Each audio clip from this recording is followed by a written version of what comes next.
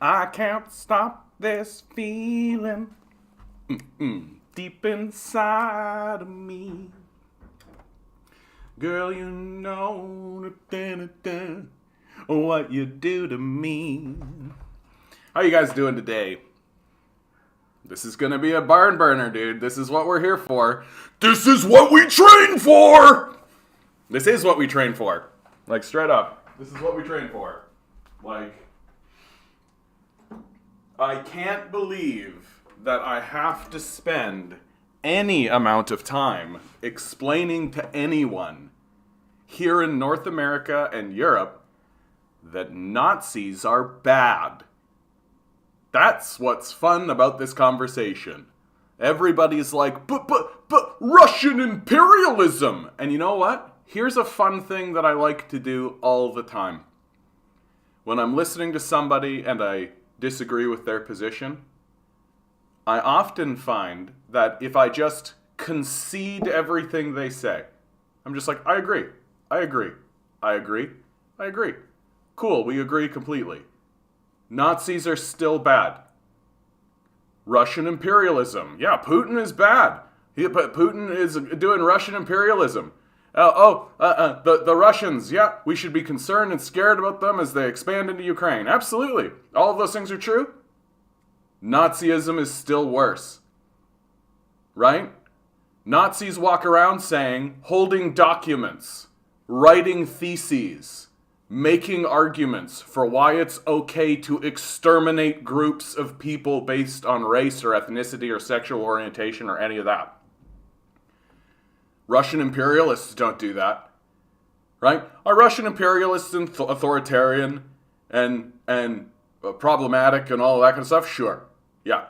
Are they writing documents about how they should exterminate groups of people based on their ethnicity or sexual orientation or any of that kind of stuff? No. Yeah. What I'm hearing the most delusional is Putin trying to remake the USSR. Can you believe it? Like, that's on the same level as, like, Justin Trudeau as a communist. Like, that's where that is. Like, and in a way, I'm sympathetic to people. Like, I am. Like, people are so fucking clueless. Like, and I understand why things are so heightened at the moment, because people are worried that this is going to go nuclear. Right? And it could. I mean, it's not going to. Right? Russia is not under existential threat, nor is any European power or... Yeah, everything has to be like my Star Wars, John. Nuance is cringe. But for fuck's sake. like, if instead of Luke Skywalker being... This isn't accurate. This isn't accurate. Like... I am looking at straight up xenophobia. Like, that's all it is. It's just straight up xenophobia. That if the roles were reversed, all of these people who are calling me nuts and all this kind of stuff would be absolutely like, yeah, fuck these Nazis. Right? Like, and they can't talk about Nazism. They can't talk about the Nazis. Yeah, they're not saying anything about the freaking Nazis. Right? And what the Nazis have been doing for the last 8 years. Like, Here's a picture. I've got a bunch of memes, and we're going to get into Caitlin Johnstone's perspective. I really like Caitlin Johnstone, and her position on this is good. Donbass civilians constantly attacked by Ukraine since 2014. Ukrainian military outposts attacked by Russia in 2022. Like, people don't... And the teaching moment for us here in North America is we actually like Nazis. We actually do. Like, we think that Nazis are cool. Like, that's all it is, right? There's no further explanation needed anymore, right? Like, we fund Nazi groups. We like the Nazi aesthetic. We think Nazis are cool. Are we scared of Nazis? Yeah, but we really like them. Like, we're scared of them, but it kind of like turns us on in a way. Like a person who gets off on pain, right? Like, if somebody's wearing a shock collar and you hit the shock button and it gives them a little like, oh, yeah, baby, yeah, daddy. That's our relationship with Nazis. We like Nazis here in North America. And this moment is making it explicit, right? Like, we funded a Nazi coup, right? Sadist, exactly. We fomented a coup in Ukraine, right? The people we put in power venerate Nazis. Like, the veneration of Nazism is bad. They include in the military ranks open Nazi militias, and they've been going into places like Donbass and doing what Nazis do. And the deflection away from this is, well, Russian imperialism is as bad as American imperialism. It's like, but that's beside the point. Like, sure, I'll concede that. American imperialism is just as bad as Russian imperialism. That both imperialists are bad, okay? That's beside the point. We are talking about Nazis. Are Nazis bad? Do you think Nazis are bad? And the answer I'm getting is not really. Like, liberals mainly see Nazis as a tool in all of this. Right? To them, the Nazis are just a club for them to beat Russia over the head with. Because Russia is just as bad, right? And more I'm seeing that this, like, both sides argument that's happening, where like, oh, American imperialism and Russian imperialism are the same. It's just a thoughts and prayers argument. Thoughts and prayers to Ukraine. I'm going to get back to doing what I'm doing. Right? That's it. It's not different. Like, you're not actually putting your support towards anything. You're not actually achieving anything. You're just thoughts and prayers, right? It's the thoughts and prayers of the leftists, of the pseudo-left, right? Like when conservatives say thoughts and prayers, right? Well, this isn't different. Thoughts and prayers to Ukraine. Canada stands with Ukraine, thoughts and prayers. Right? We're not actually doing anything. We're not actually achieving anything. And my favorite is how Justin Trudeau and the Conservatives and the NDP are all saying, this is an unprovoked attack. And I'm like, what the fuck? What the fuck are you talking about? An unprovoked attack? Like, are you stupid? I mean, they are stupid, but like, they know what they've done. They're the ones funding the Nazis. Like, they're the ones funneling resources into the region to fund these Nazis. Unprovoked? What the fuck are you talking about? Unprovoked. What an embarrassing position to take. Like, and I hope some people come in here, man, because, like, we've got a lot of Nazi apologetics happening. Russian imperialism is not the same or equal or as bad as Nazism. This is why they have to compare it to American imperialism, right? American imperialism and Russian imperialism are both bad. Totally fucking beside the point. Doesn't have anything to do with fucking anything at all. Nazism is bad. Americans are funding Nazis. Russian imperialism is better than Nazism. This is very obvious. And the fact that I need to sit down and explain it is shocking. Like, fucking shocking. And like, I'm seeing, like, literally I'm on subreddits that are called things like March Against Nazis, anti-Nazis. And I'm having to explain this in those subreddits. That Russian imperialism is actually better than Nazism. Like, no, Vosh is a fucking, like, he's a Nazi apologist. Go take a look at his video for when the Gravel Institute. Like, the Gravel Institute did a very comprehensive thing on everything I'm talking about. How we funded Nazis and all this. And Vosh is essentially a Nazi apologist. Like, and that's his role in all of this. All right, I'm going to play a song, because I can feel that I'm pissed off. Yeah, let's do that one.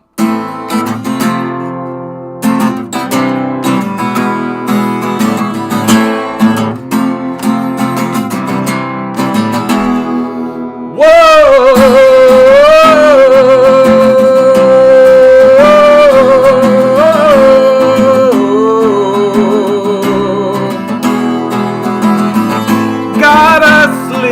Another month inside this car. The wage they pay me with don't get me very far.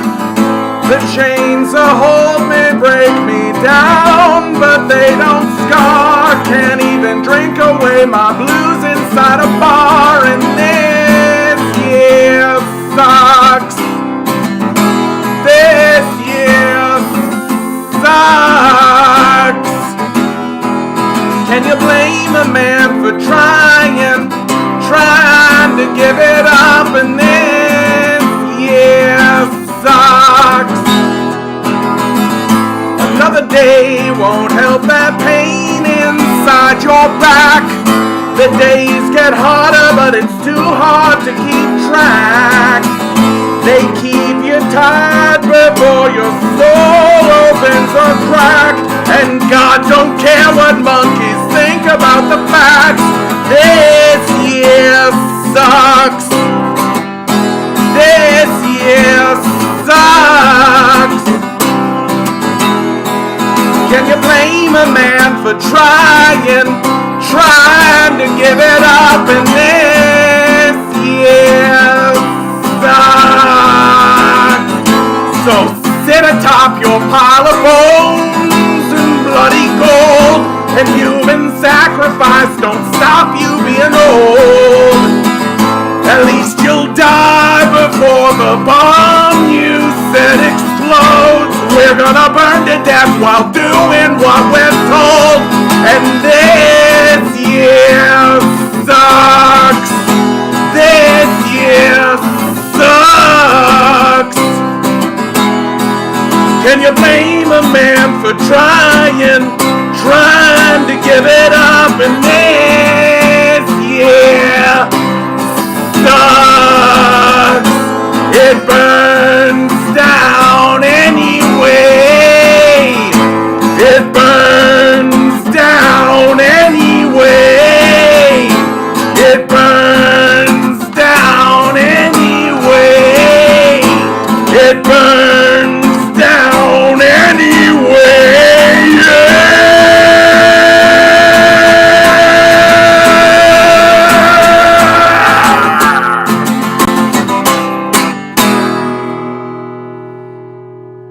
Fuck these Nazis and anyone who defends them. Fuck these Nazis and anyone who defends them. If you're defending Nazis, fuck you. And I don't give a shit. I don't give a shit. Anyone who wants to go and kill Nazis is fine by me. Good for Putin. Good for fucking Putin. Fuck these Nazis up.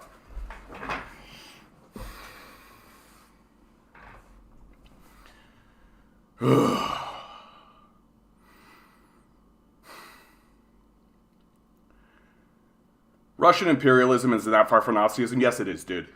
Like, yes, it is. There's a difference between like an opportunist like Putin. Let's talk clearly about it, okay? There's a difference between an opportunist like Putin, and let's take the worst fucking perspective that you possibly can with Putin. That he's moving into Ukraine because it's a power grab and he wants the land for himself and it's an important strategic thing, and my borders get bigger and I'm Putin. Okay? Let's say that that's your like Machiavellian, like finger steepled, like finally I get more land for myself. I am the great and powerful Vladimir Putin. You know what Putin's never fucking done? Written a book explicitly saying, let's round up the Jews and exterminate them, and then done it. He's never explicitly stated a desire to eliminate a racial group because. He's never said, yeah, white people are just better. Yeah, you know what I've noticed? White people are better. Nazism is worse than Russian imperialism. By large degrees, okay?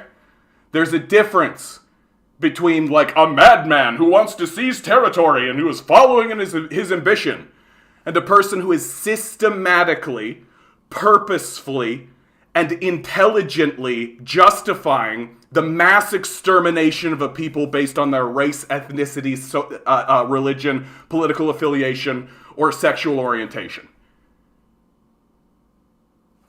Get fucked if you think otherwise. Get fucked. Like, if you are honestly going to sit in front of me and say that Russian imperialism is worse than that, get fucked. Get your Nazi apologetics out of here. Nothing is fucking worse than Nazism. Like, they're literally like eugenics-minded, exterminating racial groups. Like, and that's the same as a guy who's like, oh yeah, I could have Ukraine, right? Like, I could make that part of Russia, right? That's the same. No, it's not. Like, no, it's fucking not. And it's embarrassing that I have to explain it. Like, this is fucking embarrassing for the West. We look like total fucking assholes. We look like total fucking assholes. You understand? Any place that's not NATO is looking at us going, yeah, these guys are fucking crazy. Because we are. We're funding literal neo-Nazi groups that are waging extermination campaigns against Russians. Why? Because they're Nazis.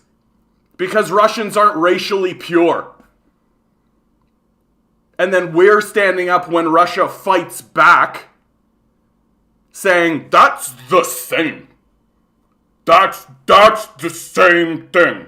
No, it's not. Not by a lot. By a significant margin. This is like telling me that a serial killer, right, is just as bad as a person who stole $10. Right? Is it good to steal $10? No. Would you prefer they didn't steal that $10? Sure. Are they as bad as a fucking serial killer? No. By a lot.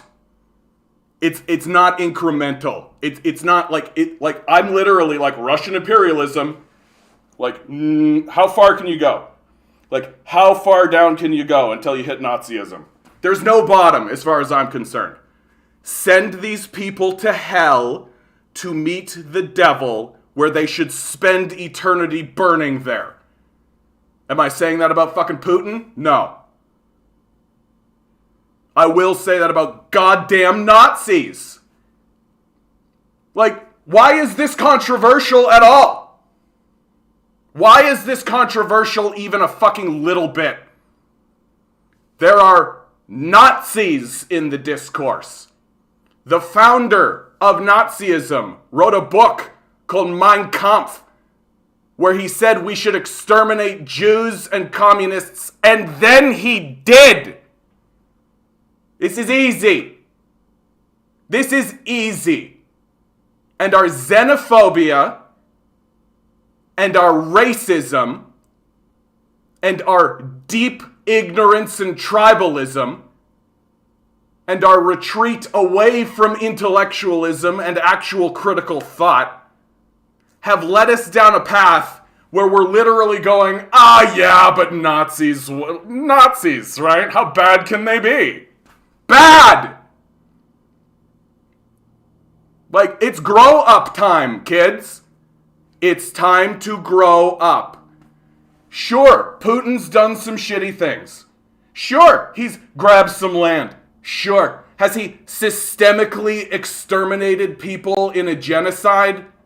Has he attempted to enslave a population and exterminate another population? Has he wrote a document saying how cool it would be if he could do that? Fucking no. Like, it's fucking grow up time. The world is hard. The world is fucking hard. But there's a difference between an opportunist and a demon. And if you don't understand the difference, then you're gonna get fucked by both. Like, I cannot believe I have to explain this. I cannot believe. Like, when I was growing up, fucking Superman fucking beat up Nazis. Goddamn Bugs Bunny beat up Nazis. Captain America. Indiana Jones just shot Nazis. And everybody was like, yeah! Even into the modern period. Quentin Tarantino made a movie called Inglourious Bastards, where they just walked around killing Nazis, and we were all like, yeah, kill those fucking Nazis. But if we fund them, right, if we give them money to overthrow a government and then start attacking people in the country, well, that's pretty much the same as what the Russians are doing, right? Get fucked. Get totally fucked. And if your position is Russian imperialism is as bad as Nazism, you're not a fucking leftist. You're a liberal. Get that shit out of here. It's fucking embarrassing. Like, why am I explaining this? When I started this, I never thought that I would have to explain that Nazis are bad. I really didn't ever think I was going to have to be like, yeah, if you're funding Nazis, you're the bad guys. Clear cut, like obvious. And if you're fighting Nazis, you're the good guys. Right? And are the good guys flawed? And do they have concerns? And are there things that we wish they didn't do? Sure. But they're fighting Nazis, so they're the good guys. Like, it's very rare in this world that there are black and white issues that are actually this clear cut. This is one of them. If you fight Nazis, great. That actually lets you sit at the table of communicative thought. Oh, good, you're fighting Nazis, so let's have a negotiation. You know, I wish you didn't do this. Let's have a conversation and a negotiation about the things that I wish you didn't do. And why do you get to sit at that table? Because you fucking are fighting Nazis! This isn't hard! This isn't difficult! Like, we are embarrassing. This is embarrassing. This is like below kindergarten level. This is ridiculous. Like this is why what has happened to our society in regards to our propaganda is dangerous. This is why it's dangerous to chase leftists out of the conversation. This is why it's dangerous to keep leftists away from the fucking conversation, away from the table. Because we've forgotten that Nazis are bad.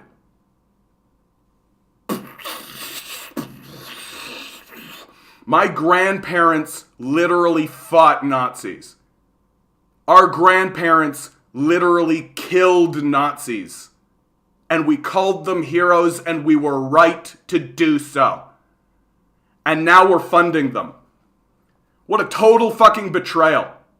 What a total fucking betrayal to our own families and to the sacrifices that they did fighting against the literal fucking Nazis.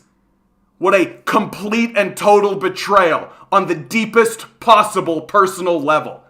If you know someone whose family fought against Nazis and you're saying, yeah, but Russian imperialism is bad, you're a fucking traitor to your own family. Get fucked. Holy shit. Like, I can't believe this. Like, I can't believe that I live in a society where all the politicians are like, Nazis are fine, let's give them money. All the politicians and leftists are actually walking around saying, yeah, but Putin's just as bad as Nazis. Fuck you. Get totally fucking bent. And if you're hearing what I'm saying and you're thinking, I don't know about that, John, get the fuck out of my channel. Unsubscribe. Fuck you. Nazis are bad.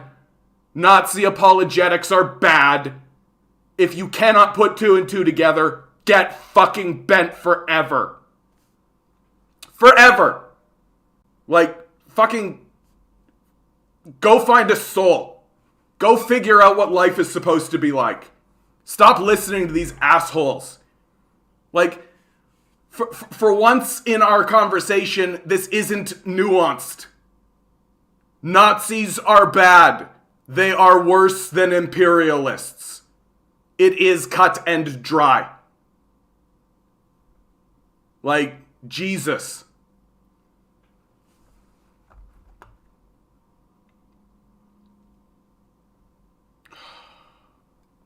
That's my favorite song of yours. Applies to every yours. Thanks, David.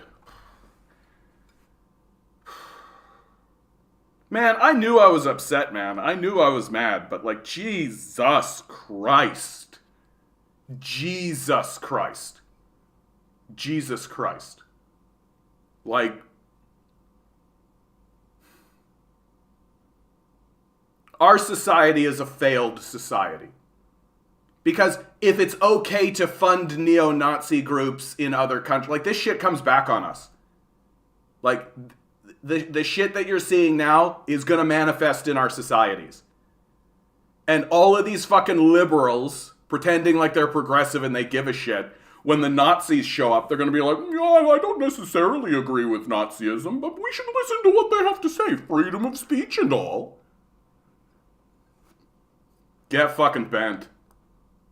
Like,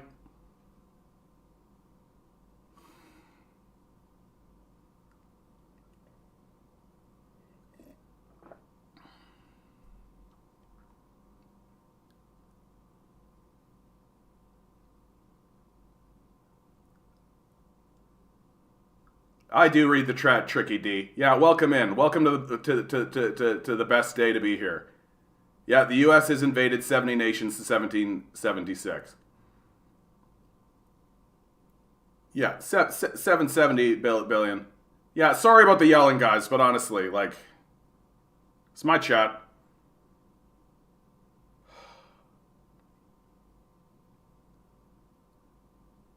What's the difference between right-wing groups and Nazi groups? Right-wing groups aren't writing documents calling for the systemic extermination of ethnic groups.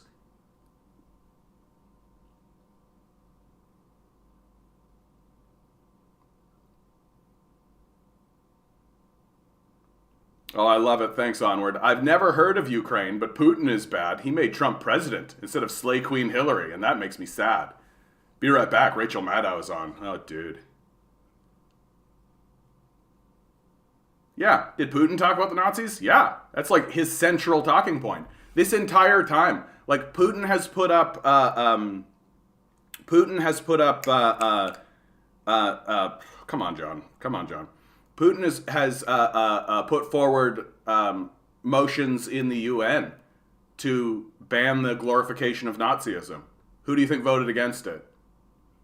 Right? Ukraine, certainly, but the United States, right?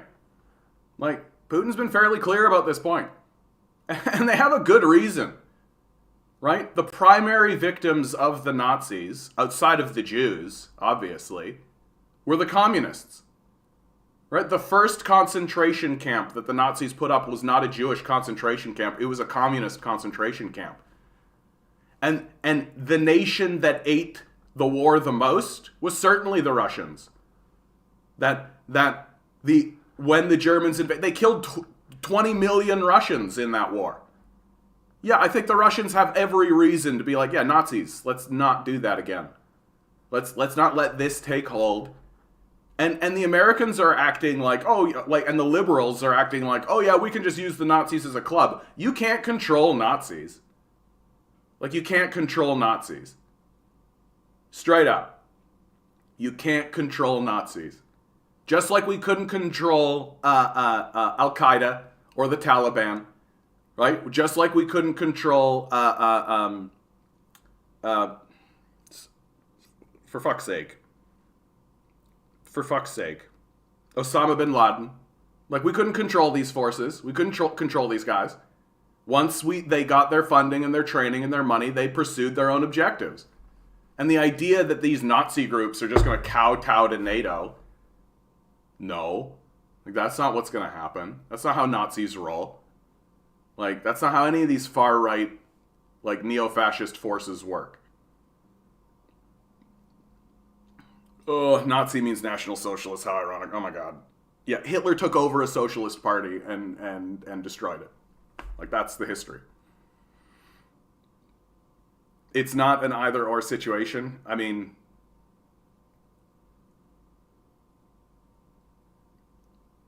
yeah, another one who... I think Tricky D is being just...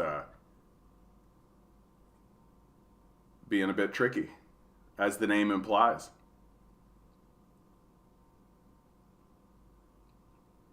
Russian isn't communist at all, though. I mean, it's a little communist.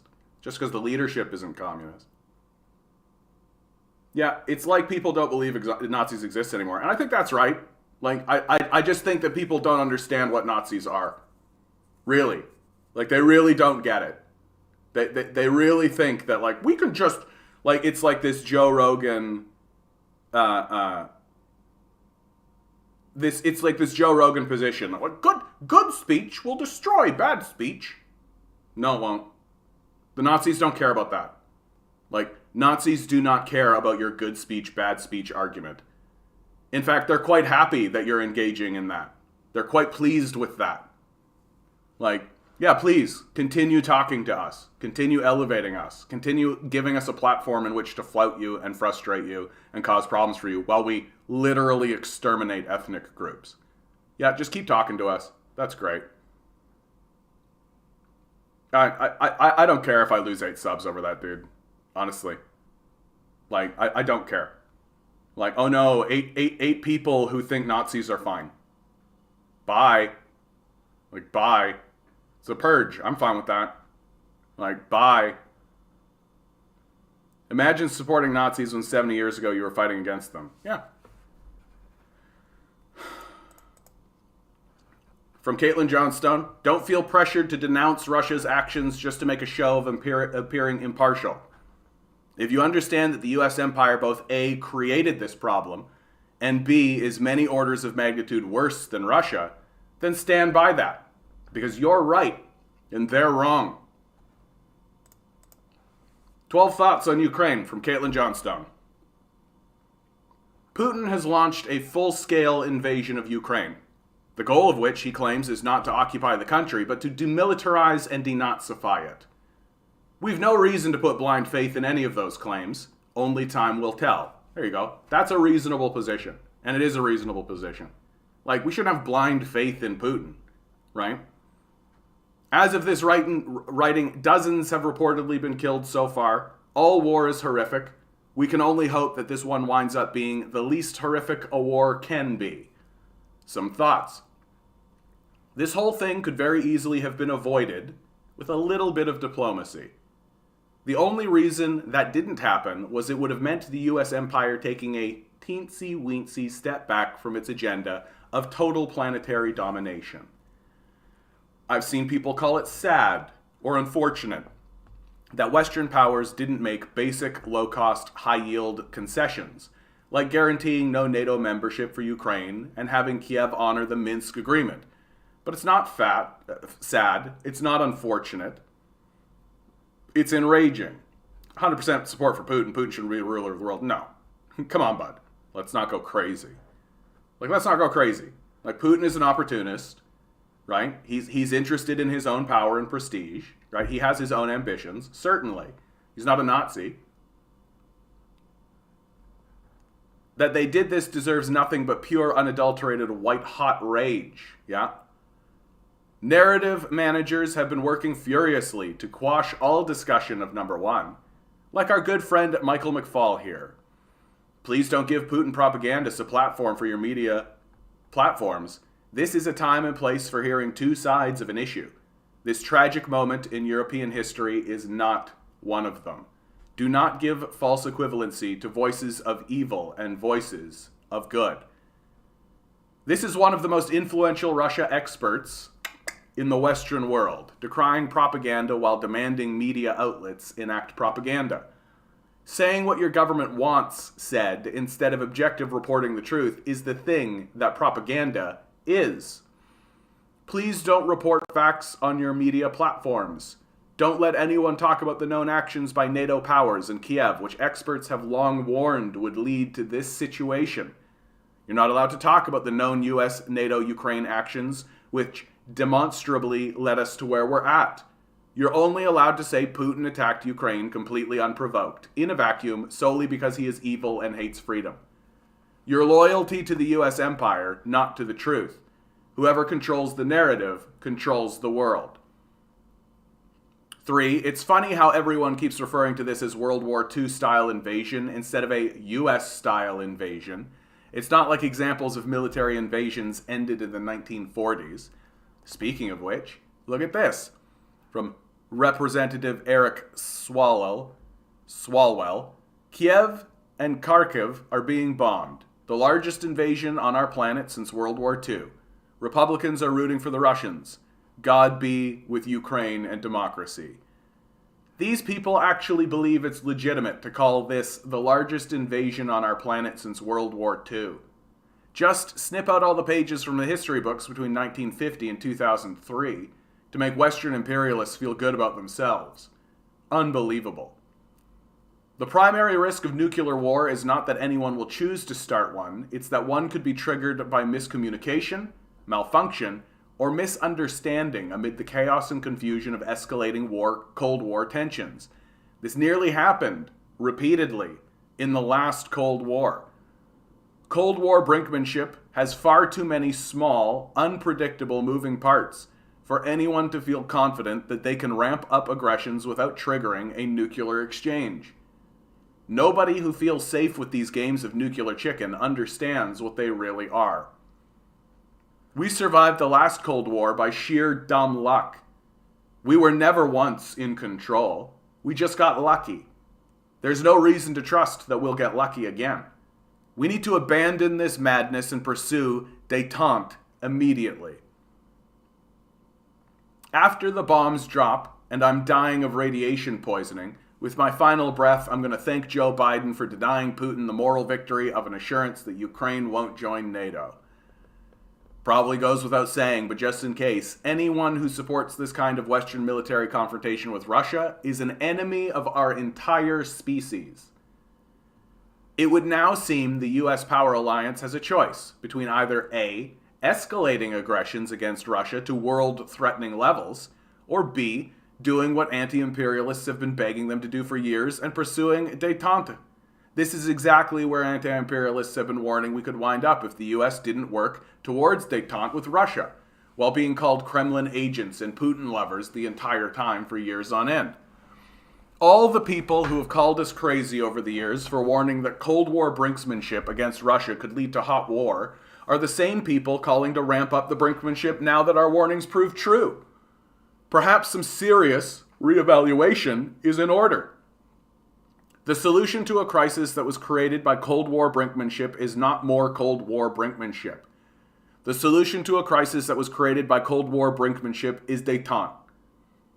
Assertions made by secretive government agencies based on classified intelligence should always be subjected to aggressively intense scrutiny 100% of the time. Without exception, without apology, regardless of the fact that those assertions occasionally happen to prove true. Number 10, it sure is a lucky coincidence that Westerners have spent the last few years being persuaded to hate Russia by their governments and media. Otherwise, the West's dramatic response to this act of aggression might be difficult to get them to consent to do. Remain intensely skeptical of all news coming out of Ukraine. Since 2016, the Western Empire has been running an extremely aggressive narrative management campaign about Russia, the likes of which we've never seen before. The news media have been fully complicit in this mass-scale psyop. Watch and wait for hard evidence of every claim made. Recall how snipers were used during the 2014 coup in Kiev to kill protesters and pin the blame on the ousted Yanukovych government. Unpopular opinion, but I think those who are crowing that this marks the dawn of a multipolar world might be jumping the gun a bit. If the US empire can succeed in crippling Russia's economy and fomenting unrest, balkanization, and collapse there, it knocks out a key pillar of China's support system. And China is the ultimate target in all these unipolarist maneuverings. If it can do this, and that's a big if, I know, at that point the empire can set to work on China without its guard bear there to protect it. Which of course would have been the plan all along. Which of course would be why the empire and its propaganda engine have been acting so weird these last few years. Bit surprised she's not talking about the Nazis, honestly. Like, again, even someone as, like, stalwart and respectable as Caitlin Johnson is just not bringing up the Nazis. Like, Nazis. It's just unbelievable.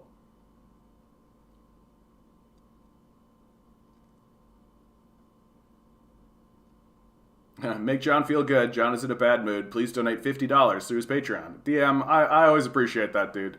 Please like, share, subscribe, guys. If you do have $1 jangling around that you feel you can do without, send it my way, right? A buck a month, right? Like, it's not the hardest thing in the world to do. It's just my Patreon. Like, we've all got rent to pay. The world is fucking going to shit. I do this every night.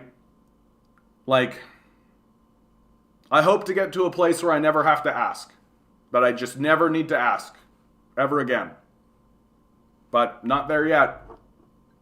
Not there yet. I think I've got 4 months until I need to start making some very serious decisions about my life.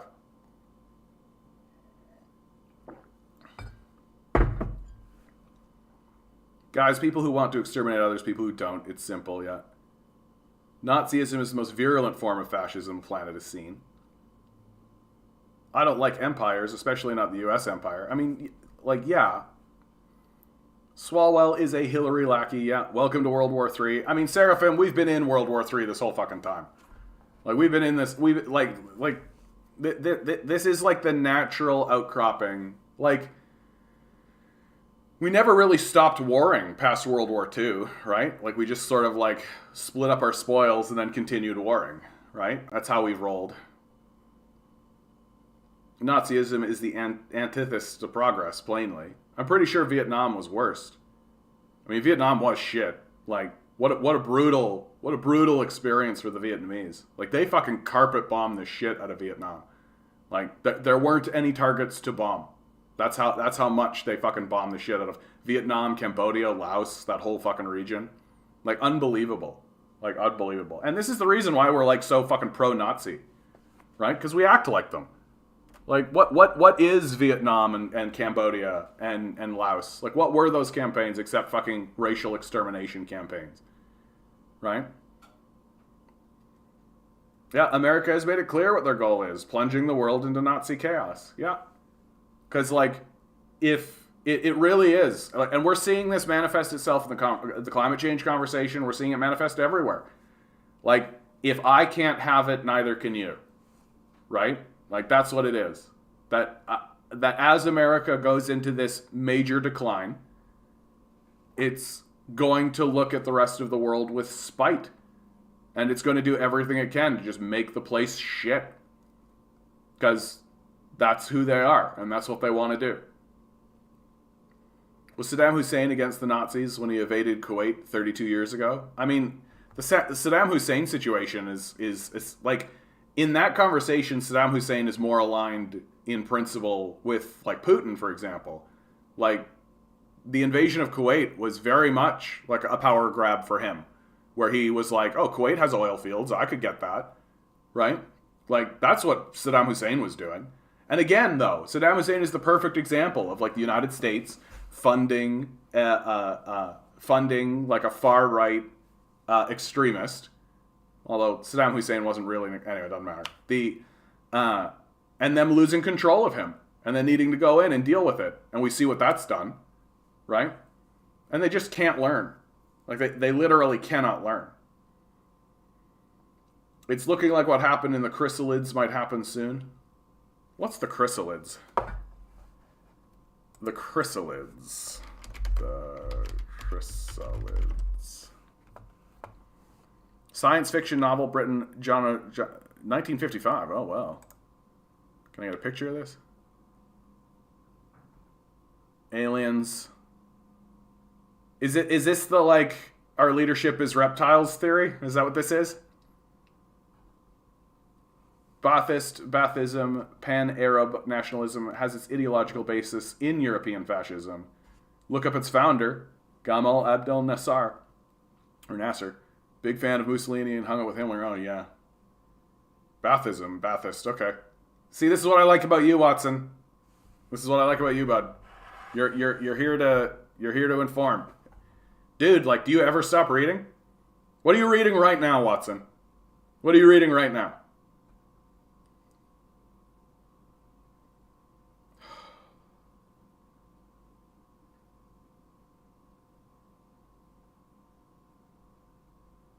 I'm so happy you guys are here. I really am. Like I could feel like there's like an adrenaline, like I'm coming down from that purge of emotion right there. And I'm really, really happy that I'm not doing this in isolation, that I'm not living alone and having to deal with these thoughts and deal with these perspectives by myself, which is how I used to be, right? For years.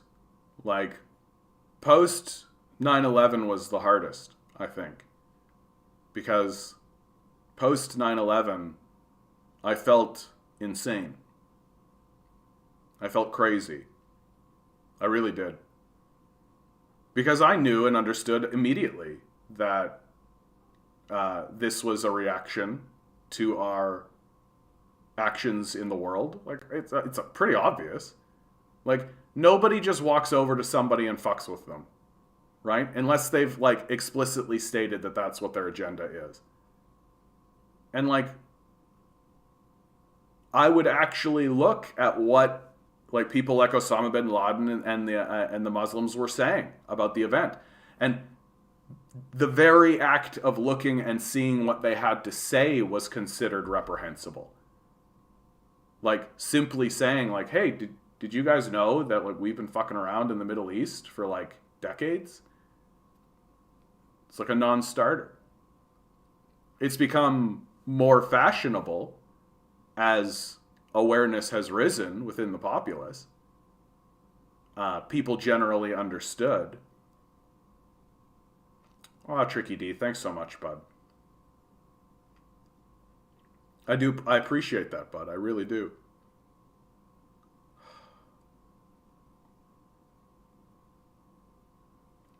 How old was I during 9/11? 9/11 happened my first year of university. I was 19 years old. I remember when it happened.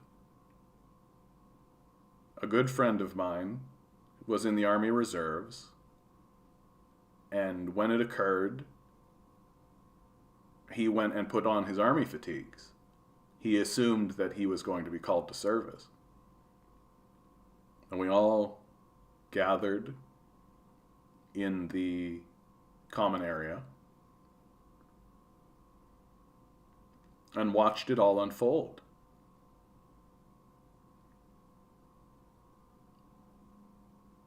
And I remember thinking,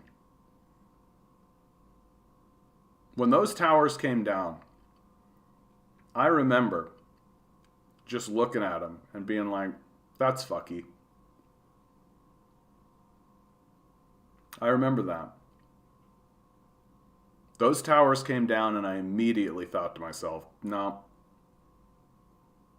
that's fucky. And I went through the 9/11 truther movement and all of that kind of stuff. I spent a lot of time in the 9/11 truther movement, basically my whole university career.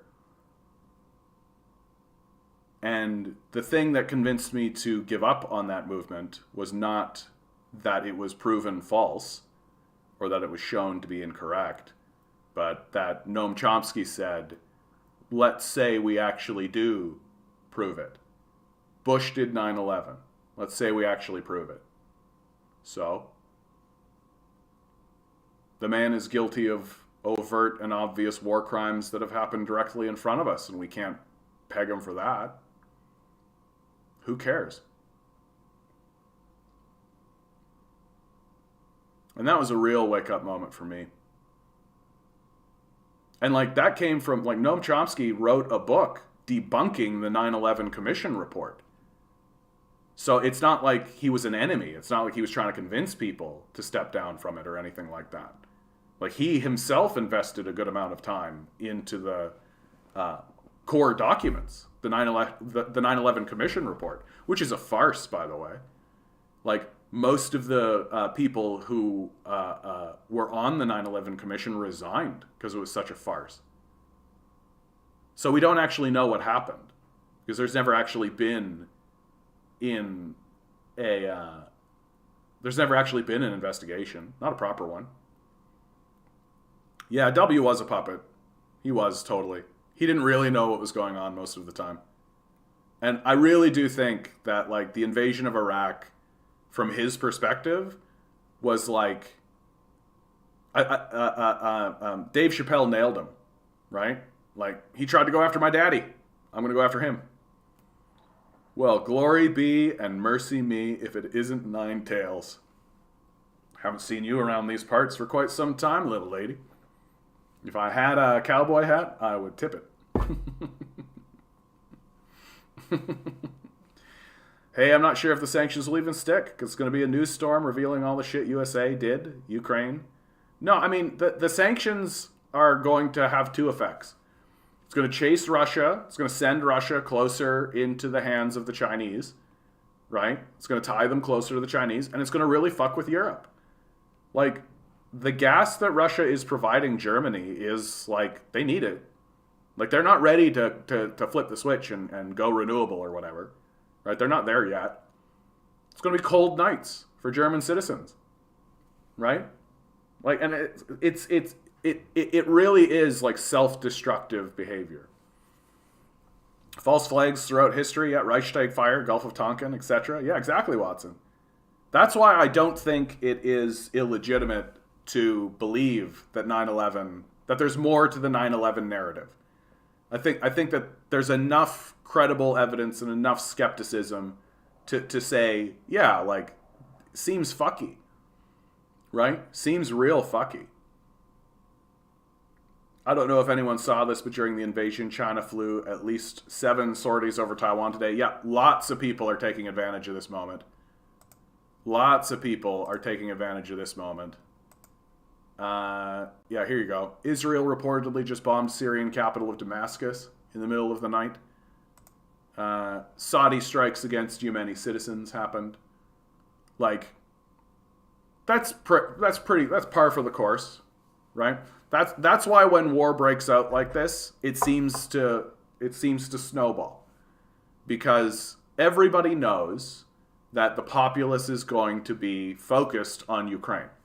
That Russia's invasion of Ukraine is actually very big news. Like, it is big news. It's world shaping, right? And there is a change, right? There's a power shift that is currently occurring. That the United States wants to believe that it's in charge of the entire world, and the invasion of Ukraine by the Russians proves that that is false. The United States is not in charge of the rest of the world. And frankly, if it had have just left Ukraine alone, right? If it had have just left Ukraine alone and been more focused and allowed that to exist as within what's being called Russia's sphere of influence, right? So international politics works this way, right? Like, Canada would be considered within the United States sphere of influence, just for a simple reason that we share this big ass border, right? And so you go over to Russia, and like Ukraine, Belarus, Lithuania, Latvia, Estonia, Finland even, right? You could also argue like Sweden and Norway are all within, I mean, Kazakhstan, of course, Mongolia. These are all within Russia's sphere of influence, right? And it makes total sense. Like, it's not about imperialism. It's not about any of that. It's literally, oh, we share a border. We should probably fucking talk about it, right? Which is very simple. Like, simple shit, like looking over at, like, Kazakhstan and being like, hey, you guys have a copper field, or you got, like, some copper deposits there. We would love to have access to that. Can we negotiate? Right? That's within Russia's sphere of influence. And what America and NATO did by going into Ukraine and doing what they do is they essentially interfered with Russia's sphere of influence. And, like, there's always this narrative that says, like, well, if Ukraine wants to vote to go to NATO, they can. But, like, Ukraine would never do that unless it was forced to. And for very obvious reasons, right? Like, fucking Russia's right here. Like, fucking Russia is right here. Why in God's green earth would Ukraine ever want to go and be like, yeah, we'll join NATO, the organization that was erected in order to dismantle Russia? What are you, crazy? And yeah, they are crazy because they're fucking Nazis. So obviously they're nuts. I suspect the Chinese are watching this for the US NATO response. If it's what they perceive as weak, your prognosis of taking Taiwan, maybe sooner than later. Yeah. Yeah. I mean, they are going to take Taiwan. Like, that's an inevitability. This moment, the taking of Taiwan by China, dates back to Mao. Like, this is an old one, guys. Like, this, in my view, the taking of Taiwan goes beyond, like, sphere of influence. Like, this goes beyond this. Like, this is an ancient dispute. Like, this is a dispute that's been going on for longer than the existence of the United States itself. Like, it's a, when China moves into Taiwan, it's going to be a culturally significant moment for the Chinese. Like, it is. It's going to be a real, like, they're going to talk about it as if it's like reunification. They're going to talk about it in all of those kinds of ways, right? Like when Hong Kong finally, when the British, when the treaty between the British and the Chinese lapsed and Hong Kong came back to China, it's a culturally significant moment, right? It's the release of this British Empire and the assertion of their dominance on China. Like, it's a very culturally significant moment. And when China goes and moves troops into Taiwan, right? It's going to be very clean. Like, it's going to be very clean. And it's going to be something of a dust up. And not like a dust up like this fucking Middle East shit was. Like, it's literally like look at it. Just look at it. Like, there's no quagmire here. There's no anything. And frankly, if you ask me, like, they're going to walk in there and, like, Xi Jinping is going to go to Taipei.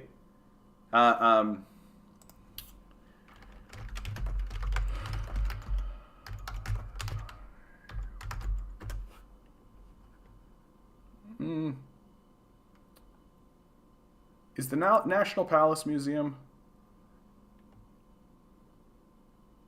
Is this the... Like, he's going to go... Oh, yeah. The National Palace Museum shares its roots with the Palace Museum in the Forbidden City. Oh, yeah. Like, Xi Jinping is going to make a speech in front of one of the palaces in Taiwan, right? And he's very much going to talk about how this is a great moment for China, the reunification, the end of a war, the completion of an era. He'll likely say, like, this is the end of the pursuit put forward by Mao, right? Like, it's oh yeah, CPC of course is playing. It has to, but like, in the scope of Chinese history, it's not that long, right? Like, China is a 4,000-year-old civilization. Like, China is ancient. Like, they were building enormous superstructures and, like, powerful cities, while, like, America was essentially the United States didn't exist. It's like literally First Nations land. like in the scope of Chinese civilization, the struggle between China and Taiwan is very small. My mistake. You're quite right, Islam. 5,000-year-old. Like, they don't see a reason to be hasty. Barring unacceptable aggression from the West, I don't think they need a military solution for reunification with Taiwan, but I don't know a lot. The reason why, Gino, and I haven't seen you here before, I don't think, so good to see you. Glad that you're participating in a friendly way. That's nice. It's nice that people are coming in and participating in friendly ways these days. It's nice, especially after that last video I did. I lost some subscribers over it for sure, but that's life. The reason why Mao wasn't able to get into Taiwan was because of the United States. That the only reason this conflict has not yet been resolved is because of the unacceptable aggression from the West. Like, and right now, the AUKUS Treaty, They're building nuclear submarines in the South China Sea, right? Exactly. China is not a state. They are a civilization. And we don't understand that here in the West. We don't understand that at all. Right? We don't really know what it is to be a civilization because we are struggling with some very basic shit. Like, we're struggling with, like, should all our citizens have food and shelter? Like, that's where we're at. Like we're not even close to being anything remotely considering a civilization. Like, we're nowhere near it. Right? We can't even figure out that feeding and clothing our citizens is good. It's a good idea. Like, very, very, very, very, very basic shit. Like, very basic shit. Yeah, we're a joke, man. Like, we're a joke. And it's going to get worse. Like, it's going to get more obvious as time moves forward. And this moment with Ukraine and this whole Nazi thing, like,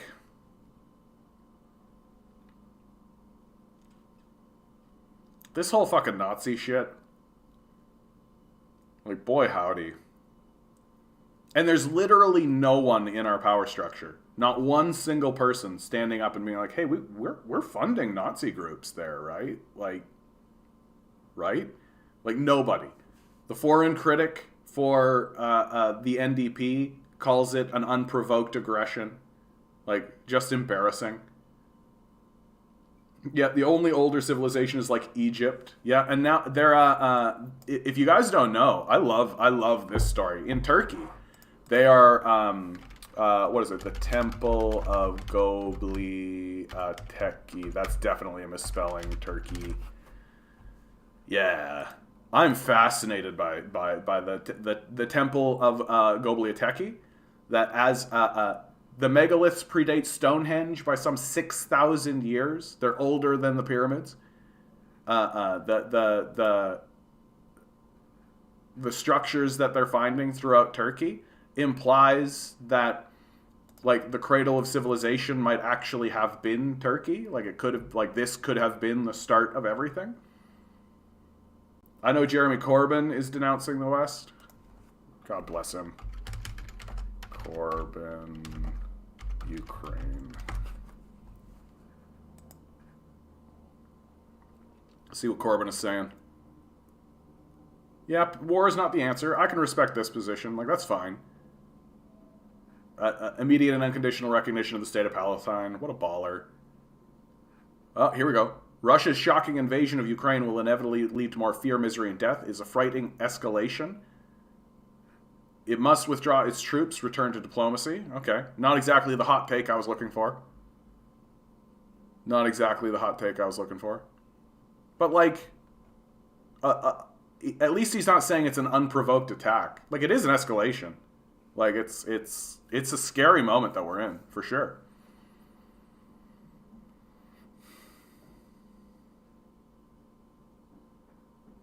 The UK government should encourage a return to the Minsk II agreement to end the crisis and oppose further eastward NATO expansion. Yeah, diplomacy must resume. I can respect this position at least. Right? I can respect this position at least coming from Corbyn. That, like, there is a diplomatic solution, right? And the diplomatic solution is to return to the Minsk II agreement, end the crisis, and oppose further eastward NATO expansion. Yeah. Like, that's how you would do it. And I respect that he wants to stop the war. And his solution is very much, like, quit this NATO bullshit. Yeah. That's reasonable. That's completely fucking reasonable, isn't it? Yeah, Canadian Communist Party, nowhere to be found either, of course. Yeah. Somewhat toothless. I mean, I do think, like, at this stage in the game, an organization like the Canadian Communist Party, I don't mind if they kind of take a moment, take a breath, get information. Like, I would prefer silence over rhetoric, right? I would prefer, like, an assessment that makes sense.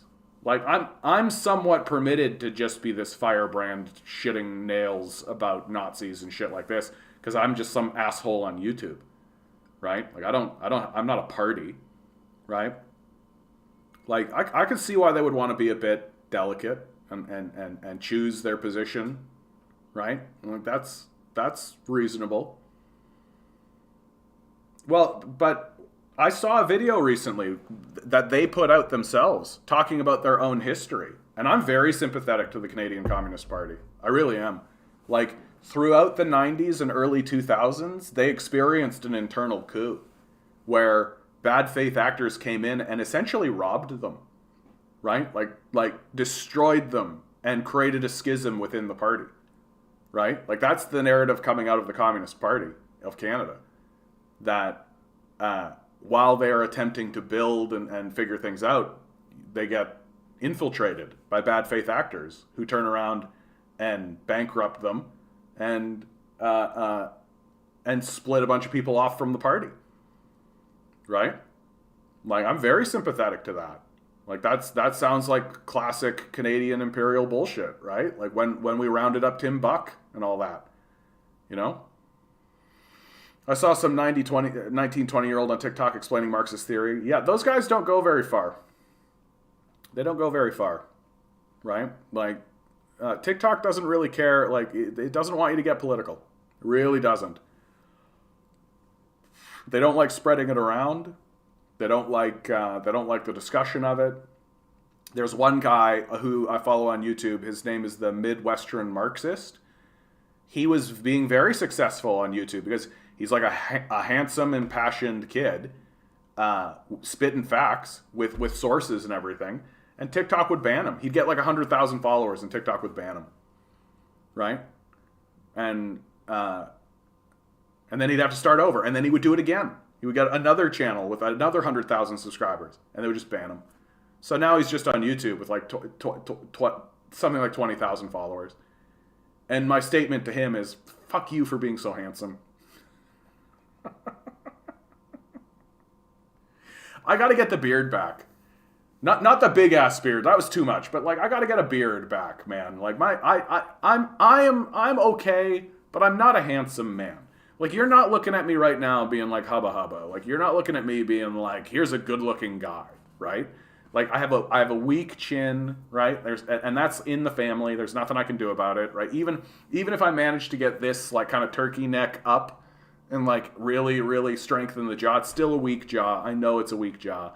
If I was like a character in a movie, I would be like the LeFou character. That would be my role, right? But when I get the beard, it creates like a defined sort of jawline. Yeah, I'll do the Trotsky, but young Trotsky. Young Trotsky. Let's go young Trotsky, Watson, right? Let's go. Let's go.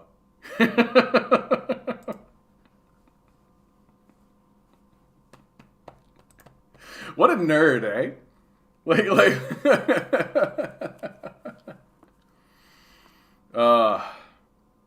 we should return North America to its previous state as Turtle Island. The only option is land back. I mean, that is happening in where did that happen recently? In America. What state was it? Was it Oklahoma? There was a state, one of the squares. I can't remember. But like I think it was Oklahoma.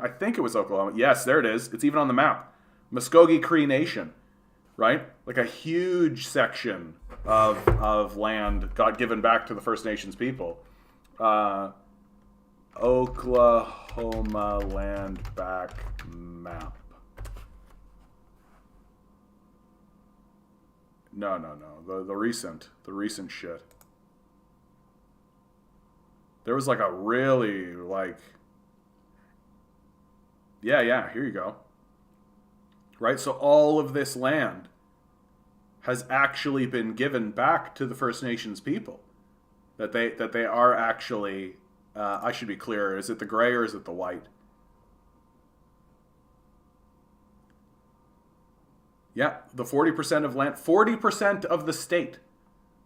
40% of the state. The land is eastern and expands south of Oklahoma, right? So if we look at the map, like there's Oklahoma City, and you're seeing it, right? Like Kitchesaw Nation, Cocta, right? And it's like all, like it's a very significant moment in American history that we just fucking completely ignore. Oh yeah, it's all over the map. Osage Reservation, Cherokee Nation, Muskogee Nation, Choctaw Nation, right? Like it's a very significant 40% of Oklahoma. And that includes like there are like Tulsa, right? Tulsa, Oklahoma's in there. Like that's part of this return this land back movement, right? Like I was very surprised. I was very surprised when it happened. Like that's a very like powerful moment in American history, and and uh, and nobody seems to like know about it. you know, Choctaw, my mistake, my mistake. Thank you, Islam. I appreciate it. I do like that you guys are keeping me honest. That's what I like the most. That's what I like the most about some people like Mocked Watson. You're good at this too. And Islam, if you want to correct my pronunciation, you please. I'm from Manitoba, dude. Like I'm from like rural Manitoba. Like I'm from like Portage la Prairie, and then like here, like about this area here. This is where I grew up, right? Like real rural territory. So like I would pronounce like French words. I'd be like the George W. Bush being like, the French don't have a word for entrepreneur, you know.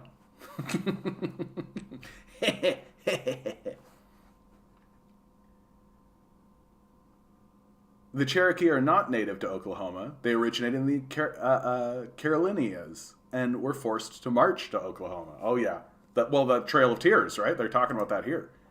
Trail of Tears, right? One of the like real seminal moments for my understanding of First Nations relations here in North America was that I played a Flash game when I was a kid. Maybe I was like 16, 17, 18, around that time. And I played a Flash game, like when Flash games existed on the internet, that was telling the story of the Trail of Tears, but doing it through through a video game. So you played as like a First Nations person, and you would do like your combat moment where you'd have to fight to escape, and uh, uh, and then you would escape, and then you'd get a little story about like what happened next, right? And then the end of the story is it really is telling you about what happened with the Trail of Tears and what the end result of it was, and and the gameplay was engaging, and the story I found very engaging, and at first I thought that this was just from someone's imagination, right? I didn't understand that this was actually what was happening. I didn't realize I was playing something historical, and then when I got to the end of it, I remember it had a very profound effect on me, that like, oh fuck, like shit, there's like this whole history that I know nothing about, and then learning about the 60s scoop. Like the 60s scoop, if you learn about the 60s scoop and you're still like these natives just need to work harder. Like if you know about the 60s scoop and you're saying that, then you're a shitbag. Like you're just a terrible person. Like brutal. I am not a Franco-Manitoban. My family came to Manitoba during the Irish potato famine. That while the Irish potato famine was going on, we emigrated first to Ontario, and then a section of us broke off into Manitoba. I actually have my grandfather was very fascinated by family history and by the history of our family. That's the reason why I have like such a, I think, profound historical understanding of what happened. Is that oh yeah, the TB sanatoriums, dude. Yeah, I know all about that. Ugh. The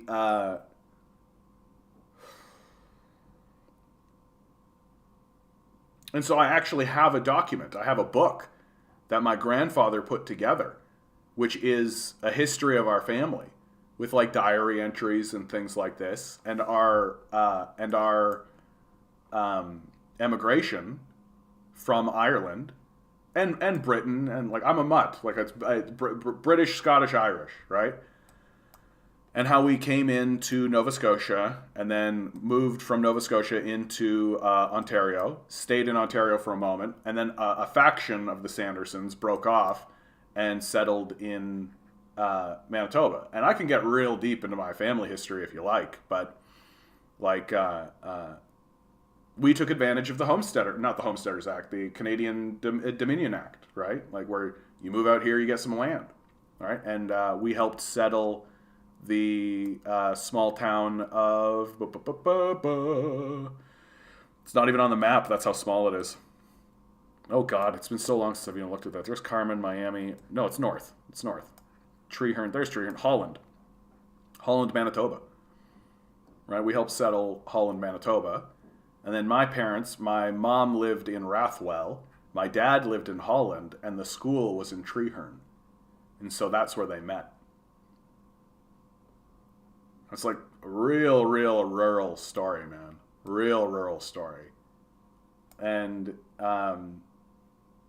so I'm like, I got none of that French history, none of the Métis stuff. I'm like white colonial Canadian. Like there's no bullshitting. Like Scottish, Irish, English came over, was the primary beneficiary of one of the largest handouts in government history, which is the Canadian Dominion Act. We got our huge amount of land. My grandpa received his land from his father. Wasn't really making a good go of it, right? It wasn't really working because weather was just hailing him out, that he would just get hailed out. And then one day, someone just leaves a tractor on his property. Basically, a tractor breaks down on his property. Imagine this. You're just a dude and a tractor breaks down and you're just like, you can have it. Right? Or maybe there's like a little bit of monetary exchange or whatever, but like it's a broken down tractor on his property. And so my grandpa starts dealing in parts. He's essentially a junker, right? And he gets parts and he gets enough money to buy another junker, basically, and strips it and sells parts. And then he becomes a repair guy. And then our family moves from Holland to Portage la Prairie. And the idea behind that move was that at the time the number 1 highway was being constructed, and they thought that being close to the number 1 highway was definitely the way to go. And you can tell the quality of Portage la Prairie because they purposefully built the number 1 around it. For a little while, you can see there's the 1A. It used to go right through Portage la Prairie, but then they were eventually like, nah, people can just go around this. You don't need to go through Portage la Prairie. Yeah, no, absolutely. They sterilized Native women without consent until the 90s, for sure, dude. Like, all of that's real. Like, brutal. And so my family lived in, like, on the outskirts. We were out here, and the business was, like, here, right? The idea was that they wanted to get connected to the number 1, because the idea was that they wanted to become somewhat international, right? Or at least province-wide. And they thought this was a good way to do it. And then NAFTA is passed. By this point, my grandfather is dead. He dies of prostate cancer in his 60s. Something to watch out for me. Little family heritage there. And then NAFTA is passed, and my dad is forced to restructure the business to try to stay afloat. It somewhat works, but NAFTA basically destroyed his business. Like, he used to have like 10 guys repairing vehicles, repairing diesel engines. And by the end of it, he literally had one guy, and the only reason he had that guy is because he was his friend. And that's it. And so it's like, I witnessed what NAFTA did to my family's business, and it destroyed it. Completely destroyed it. And to the point where, like, and I've talked to my dad about this, where I was like, hey, Dad, did you ever want me to be, like, part of the business or any of that kind of stuff? And Dad would just look at me and be like, you know, son, at the end of the day, there wasn't really much there for you. You know? Like, you could have maybe helped me with the decline, I guess. But, and so, you know, and that all happens, and you're not really aware of why it's happening or any of that. And while that's all happening, like while I am going to school and like going to fucking see the Lion King and shit like this, there's literally a genocide going on. Like this is what's so fascinating about the 60s scoop, and what's so fascinating about that period of time is that Everyone around me, like literally everyone around me, just didn't know about it. Straight up. Like straight up. The white colonizers going to their white schools and all this kind of stuff, we just didn't know about it. We weren't talked to about it. The government didn't tell us about it. The media didn't tell us about it. Nobody told us about it. I didn't know about it. My dad didn't know about it. Right? Like nobody knew. Like all we were seeing was the negative consequences of it. And instead of asking ourselves, wait, why is this happening? Like, what is the root cause? What is occurring here? Instead of that, we just did the personal responsibility grift. Oh yeah, those guys, they're just drunks. Oh, they can't get their act together, right? And then you get really bad, and there are people who are just like, yeah, their just blood is weak, right? And that wasn't said with this like neo-Nazi, let's round them up kind of thing. It was just sort of casually observed. Because these morons were just trying to figure it out, and they couldn't figure out that, like, yeah, if you commit a genocide against a people are going to fall into alcoholism. Yeah, if you commit a genocide against people, it's gonna create a lot of problems. It's going to create a lot of problems. And Manitoba now is in the process of going through a truth and reconciliation moment. And the building of the Human Rights Museum in Winnipeg, there has been a more concerted effort to actually build infrastructure for First Nations people. There's been more of an acceptance and an understanding, not completely, obviously. And all of that is going to culminate in the next election. The winner of the next election, the next premier of Manitoba, is going to be a First Nations man by the name of Wab Kinew. And that's going to be a significant cultural moment in Manitoba. It's going to be a significant moment in Manitoba culturally. We'll see how he is in terms of policy and all of that. Could he be just another Obama? And Vanu, don't think I've ever seen you here, bud. Hope you're here to contribute. Be friendly. Now we are in a bomb shelter in Odessa. 2 missiles from Pranestovia hit our apartment. We left as soon as we were convinced that they were okay. What's the context of this, mate? It's quite a story. No, I suspect not. Islam. I suspect not. Like, it's, yeah.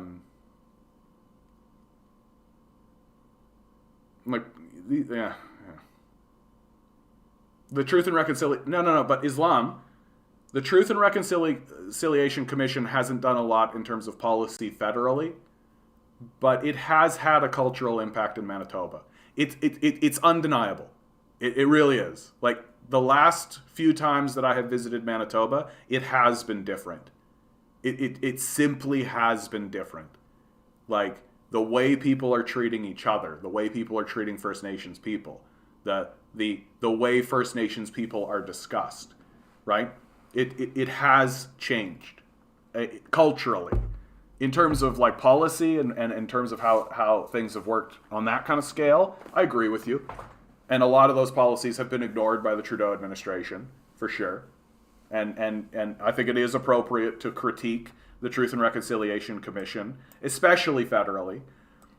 But all I can say, and my position is easy to critique. I'm sure that there's a person in Manitoba who would be like, I got some stuff to say about this. And I would listen to them. I would absolutely listen to them. But my experience going back to Manitoba and seeing what's going on there is that it has had a profound effect. Dude, are you in Ukraine? Shit. That's got to be intense, man. That's got to be intense as shit. I can't believe that you're on a YouTube channel talking to me about it. I don't think I'd be doing that. I'd be doing that, bud. Holy cow. You're in a bomb shelter right now. Holy shit. Yeah. Fucking war, man. Fucking war. I hope you're well, bud. I do. I hope you're well. Send my love to the people around you. That's the best I can do. I mean, thoughts and prayers, as fucking, great as that is. I'm sorry that the West did this to you guys. I'm sorry that fucking Putin is invading. I'm sorry that the whole situation exists. Like, it shouldn't. It shouldn't. Like, it's just stupidity and hubris and arrogance writ large in just a massive, high-scale kind of fucking way. Like, what an idiotic thing to occur. Are we ever going to learn? Are we ever going to figure it out as people? That, like we just can't leave shit alone, Like, none of this had to happen. None of this had to happen. We didn't need to...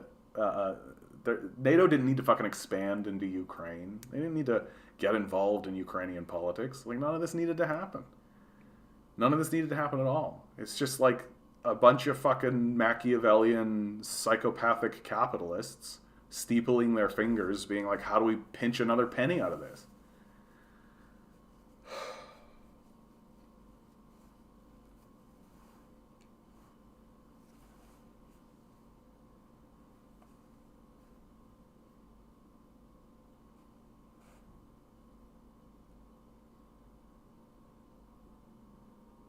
I can't describe how much I hate Putin. I don't want to blame the Russians. They're just doing what they're ordered to do. Avenue, I want to talk to you because my position has been that there is like the Azov battalion and the Nazi forces that exist within Ukraine.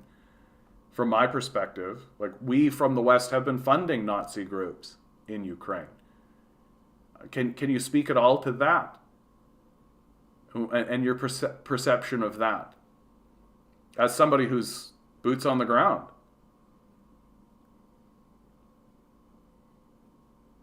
Because, I mean, I think it's not incorrect to feel very angry. And now the Russian people are going to economically suffer for the decision that Putin made. I mean, I think, honestly, I think the Germans are in a worse spot. Like, the Germans are not going to get access to gas. Like, that whole pipeline NORAD or Norvad, or I fucking forget the name offhand. Like, this is what's so stupid about this from my perspective, right? Like, Russia was trading with Germany through a pipeline through this region, right? And, like, now what's Germany going to do? Right? What's Germany going to do? And, like, sure, the Russian people are going to suffer, like, kind of financial economics, right? Like, they're not going to have as many dollars or as many fun bucks, but they still got the gas, right? They still got the resources. Like, that there's going to be a couple of people in Russia who are going to be like, oh, I get less gas money, right? But, like, the Germans are going to go cold. And that's what's so fucking stupid. Like, that's what's so fucking stupid about this whole thing. And, like, why I've always been like, why the fuck did Germany go along with this? Like, why did Germany go along with this at all? It's completely self-destructive, right?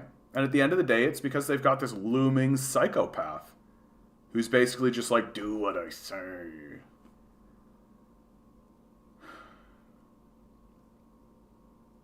Unfortunately, Karl Marx is right once again. Capital can't leave this thing alone and has to continually expand. That's exactly it, Eric. Like, that's exactly it. They literally can't leave it alone. They literally can't leave it alone. They've got to get their fingers into it. They've got to get involved.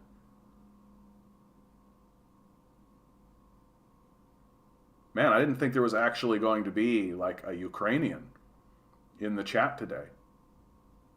Because the one thing I'm going to say over and over and over again, guys, and you guys know this about me, right?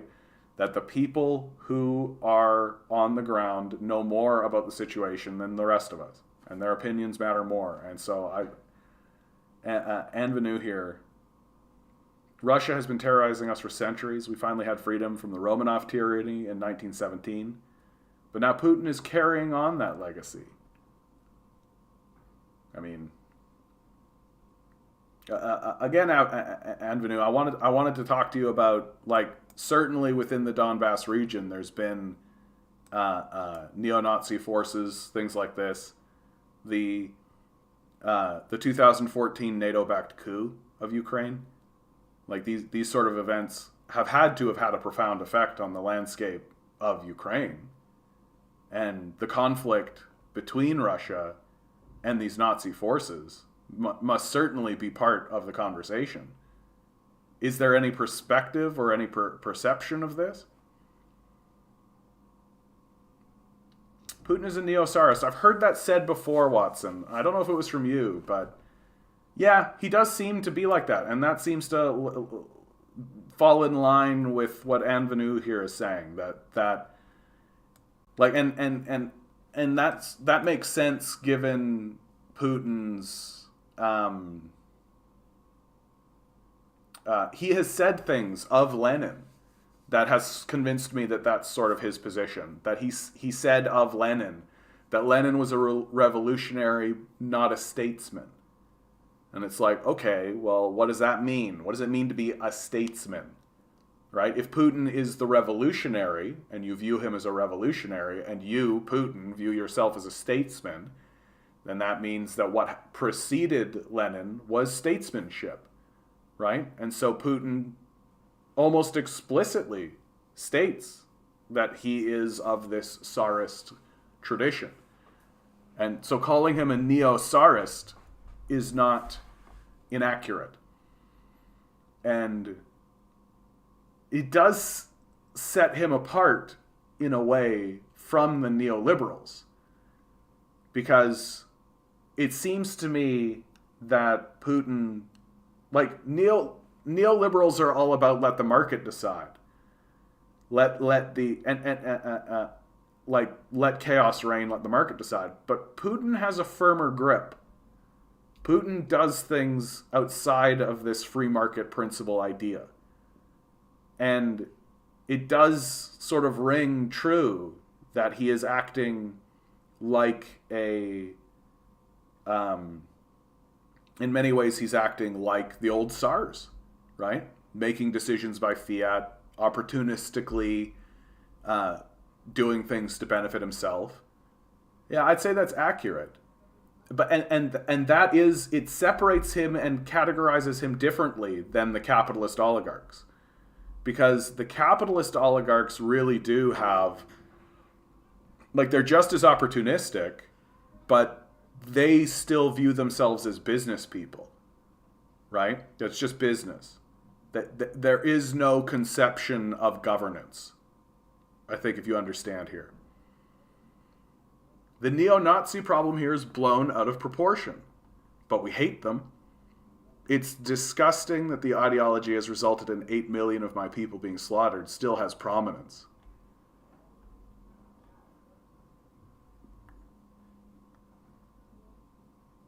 So when you say it's blown out of proportion, I'm very, very curious on this point, Anvenu. Like, this is what's coloring my opinion. Very much. Like, today's video was very much a surrounding this conception that there are Nazi elements in Ukraine. Like the Azov Battalion, like we here in Canada have funded the Azov Battalion, which is a neo-Nazi militia that is part of the Ukrainian military, which to me is completely unacceptable. It is utterly unacceptable to me that my country is funding neo-Nazi organizations and training neo-Nazi organizations in Ukraine. And this, to me, is my primary thrust. Don't get me wrong. I don't love Putin. I'm not cheering for Putin. But if Putin wants to kill Nazis and go after Nazis, then I'm gonna be okay with that. And I know that's definitely not what you want to hear, dude. Like, you're in a fucking bomb shelter. Like, because of what Putin is doing and because of the war. And, like, it's all well and good for someone like me who's sitting in Canada, right? Just like a world away to critique or any of this. but I'm just trying to fucking make sense of it. And I'm just trying to understand what to think of it even. And the fact that there are Nazis in the conversation, to me, is so extreme and so extraordinary that I can't get over it. I can't look past it. And the actions of my own government in funding those elements. The thing is that these Nazis have military power here. Yeah, they represent less than 1% of the population, but they have military power. Exactly, right? Like, and that's what's so scary. Like, that's often the case with Nazis, is that they're seen as buffoonish or a fringe element until suddenly they get power. Because that's always their objective, is to get power. And they do have military power.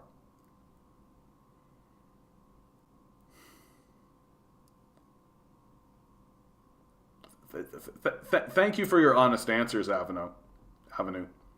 I'm shocked that you're here, bud. I really am. But I really honestly never thought that there would be someone from Ukraine here today. But boy, I'm happy you're here, bud, and I hope that you're safe.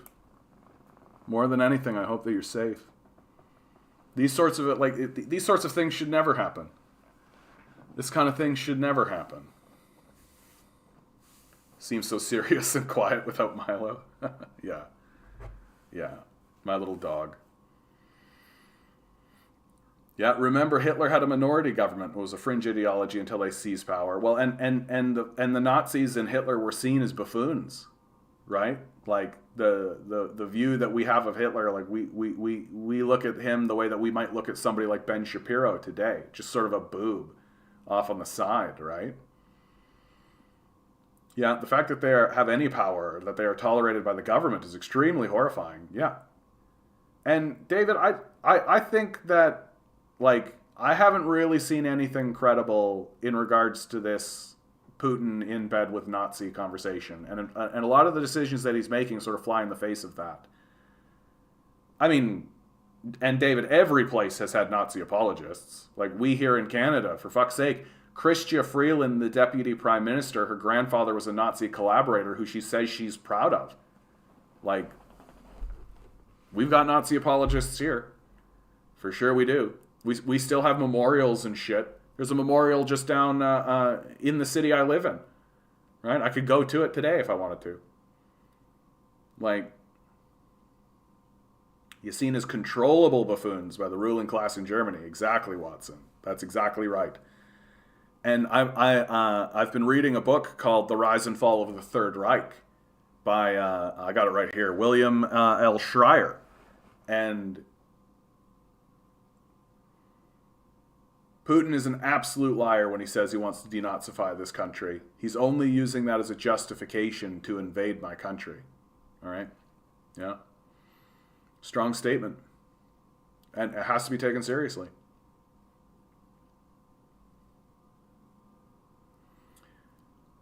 So, Anvenu, what do you think Putin's motivation is here?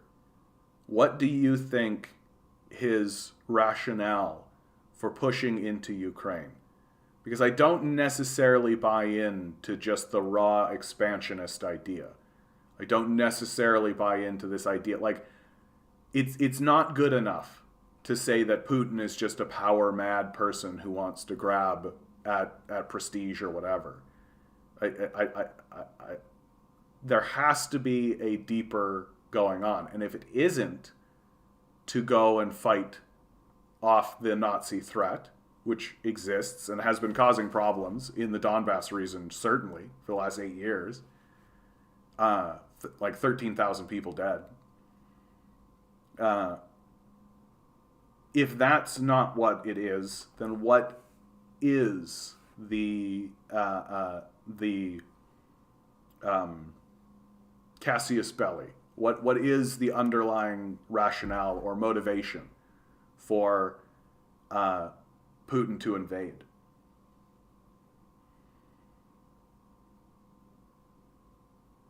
Yeah, I know, but remember the Pussy Riot episode, the van kidnapping of dissidents, the anti-gay laws?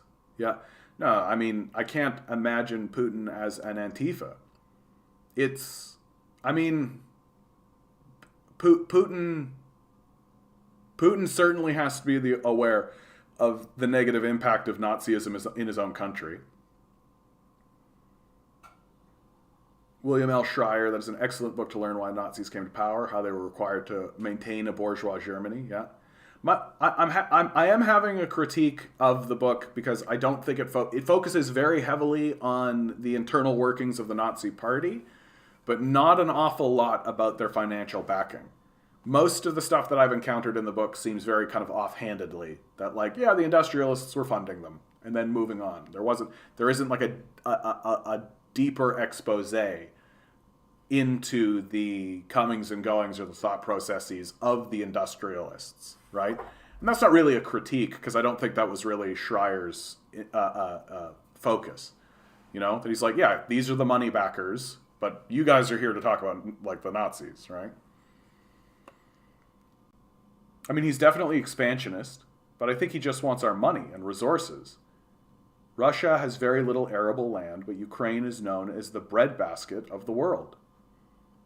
Yeah, that's true, actually. Yeah, that is true. There's also that he just doesn't want Ukraine to join NATO. I mean, in many ways, I view what's going on as a Western-caused phenomenon. That, like, why push Ukraine to join NATO? We should not be supporting NATO or Russia. This isn't the fight of the communists. Does nothing to advance the interests of the global working class. I mean, I think that fighting Nazis advances the interests of the global working class. Like, I do. I don't understand why we're not supposed to be talking about the Nazis. Like, I'm very interested in the Nazis.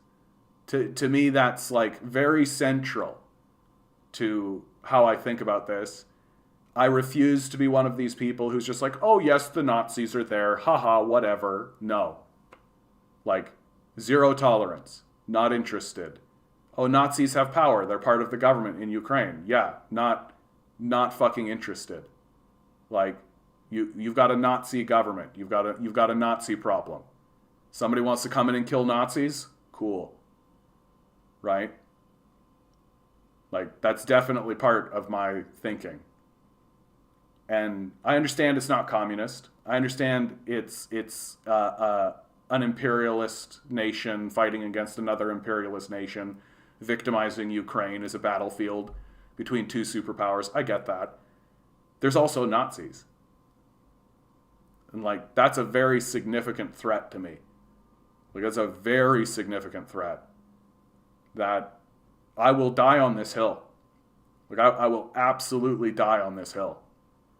If I lose all my subscribers, if everything goes to shit, if the whole fucking place burns down, if people fucking reject me, if nobody shows up, if all of that kind of stuff happens, I will die on this hill. You can't just ignore the Nazis. 0% interest in this. Like, hey, what about the Nazis? What's up with the Nazis? Why aren't we talking about the fucking Nazis? Like, they play. It's there. And I'm really quite shocked that we're not actually paying attention to them as our country, both America and the United States, both Canada and the United States, fund them. Right? We literally fund the Azov battalion directly. Like, it's not like we gave money to the leadership of Kiev and then they turned around and gave it to the Azov battalion. Like, we trained them directly. Like, this plays. And if Putin wants to go in there to fuck Nazis up, then yeah. Like, yeah. Like, especially given, like, what the Nazis did to Russia. Like,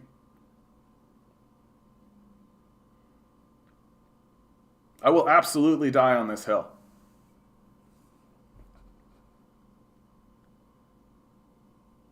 NATO being able to launch missiles at Moscow with short-range missiles is certainly a security threat, even though the West wouldn't dare because Russia would retaliate. I mean, would the West? But this is just it, Anvenu. Like, the long-term goal of NATO, like, NATO was erected to dismantle the Soviet Union and ostensibly Russia, right? If America gets its way, it's going to balkanize Russia. Like, that's clearly one of the goals of NATO and America.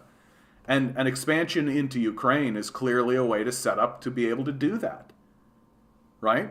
Like, the expansion by NATO into Ukraine has got to be perceived by Moscow as an enormous threat, to it as an existential threat.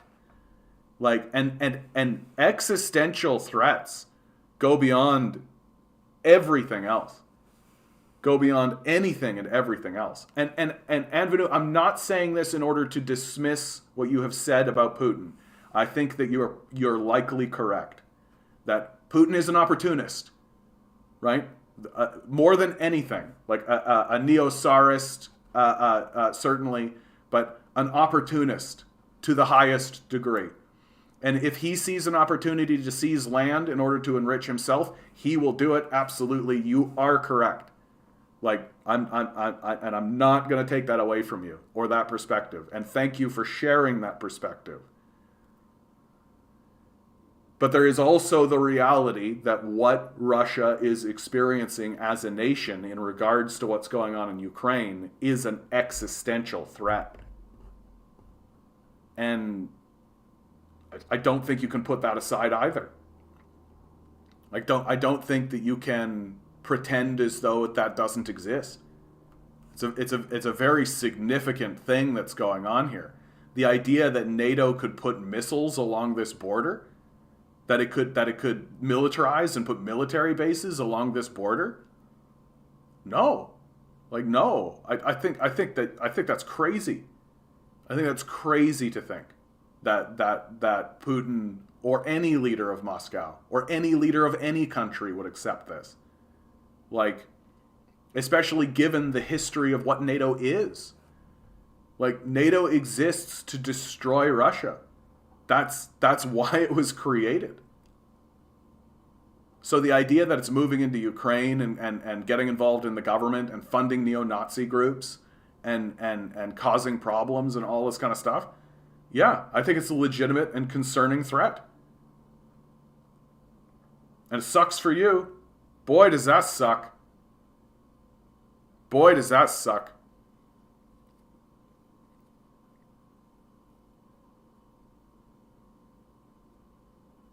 God damn, I wish we weren't such fucking assholes. I wish we weren't such fucking assholes, you know? Like, it just doesn't need to be this way. It doesn't need to be this way. Like, and what is it for? What is it really for? It's just a scrabbling for resources so that we can get fake money into bank accounts. Like, it's as petty and stupid as it gets. It's not to help anybody. It's not to make anything better. It's just raw ambition and fantasy. For nothing. For worse than nothing. It's a drag. It's a pull down.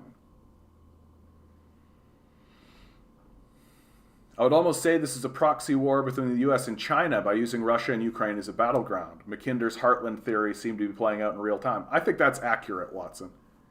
I really do. That, like, America knows that it doesn't have a foothold and it can't really go after China directly in this way.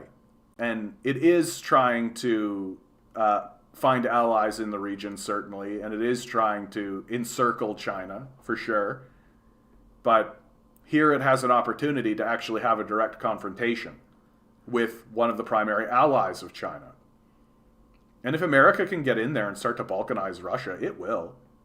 Like, make no mistake about it, it will.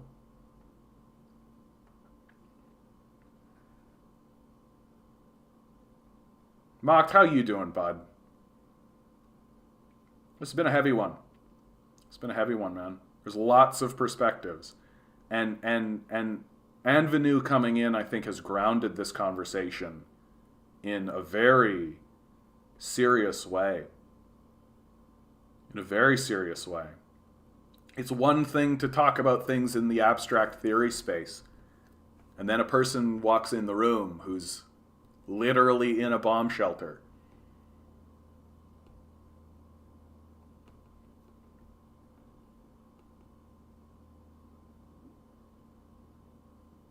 Changes the tone of the conversation significantly.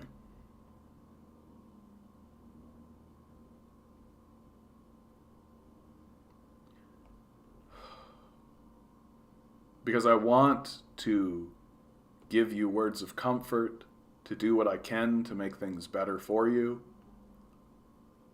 But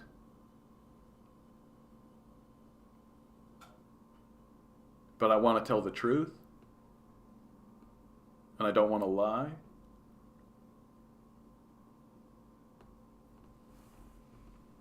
I know what I can do. I know what I can do.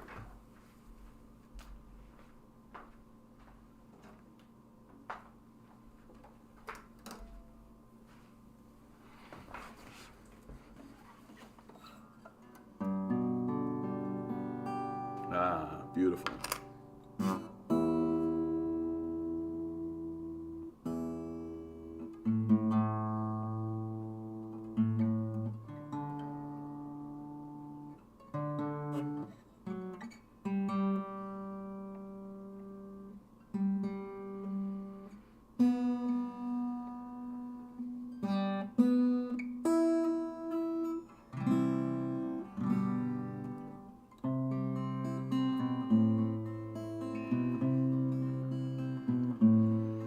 Well, I heard there was a secret chord that David played and it pleased the Lord, but you don't really care for music, do ya?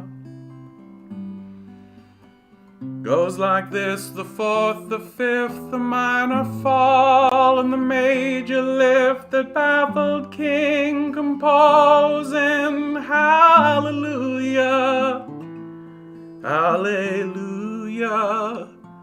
hallelujah,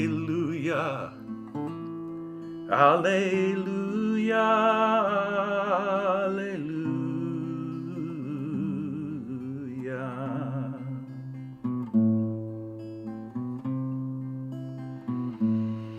Now your faith was strong, you needed proof. You saw her bathing on the roof. Her beauty in the moonlight overthrew ya.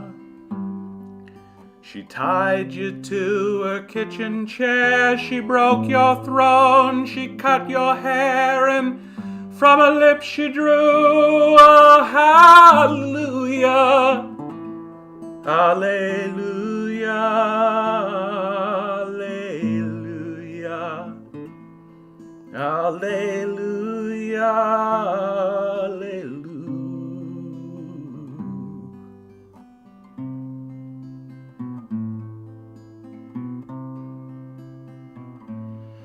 Now you say I took the name in vain, and I don't even know the name, and if I did, well really, what's it to you?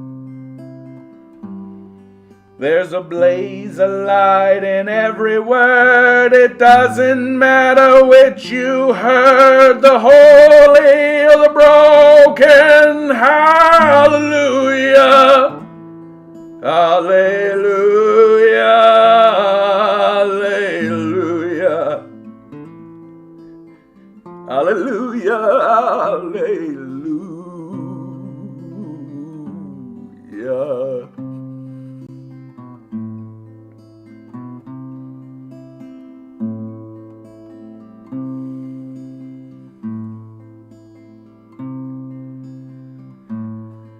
Well, I tried my best, it wasn't enough.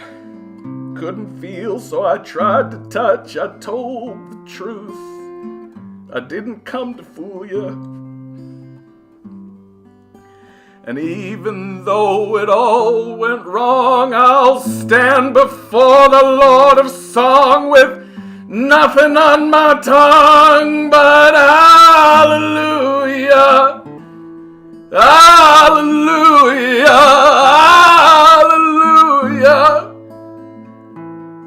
hallelujah.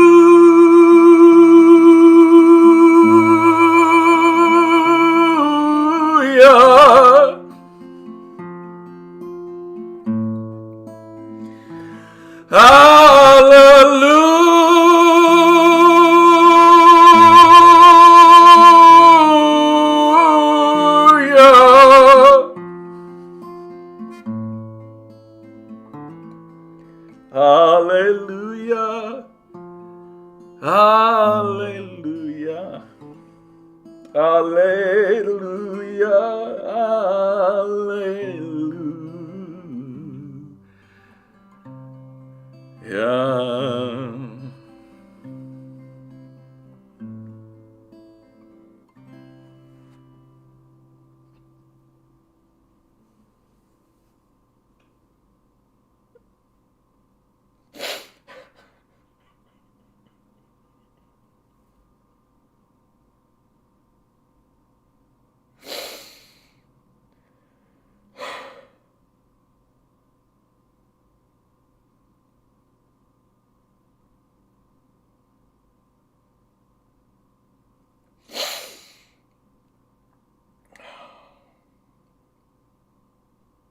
And it's for nothing. And it's for nothing at all.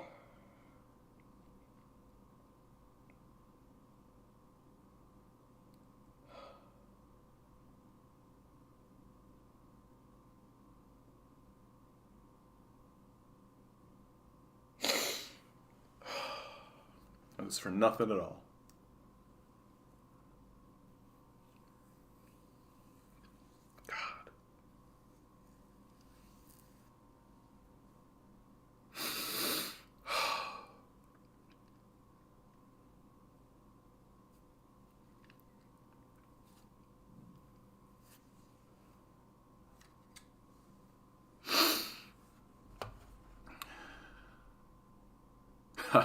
I just wish Gorbachev didn't tear apart the USSR too, bud, yeah?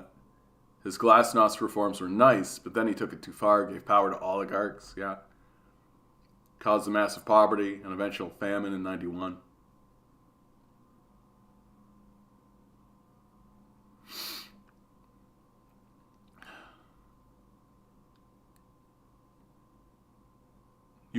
If you were being surrounded by an alliance that recruited Nazis, a coup happens next door.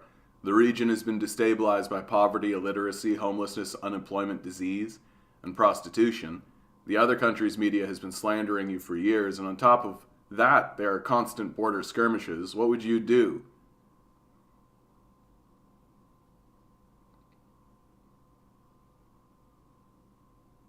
I saw this video the other day interviewing these boys on the street after the fall of the USSR about how they now sell themselves to men for money. Yeah, I saw that video too. You should watch Hellsing, the anime. Been watching a lot of One Piece. Thanks, Eric. They just got off the giant island. It's good shit. It's good shit. Hellsing anime. Oh, this looks creepy as fuck. It's only 13 episodes? You got it, Islam. Now we're talking.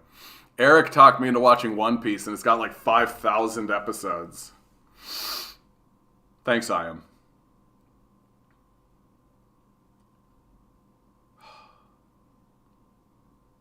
I just saw this post. The correct leftist position is that both Ukrainian and Russian working class are going to die in a pointless war. Yeah, and there's truth to that for sure. That's the problem with a lot of this right now.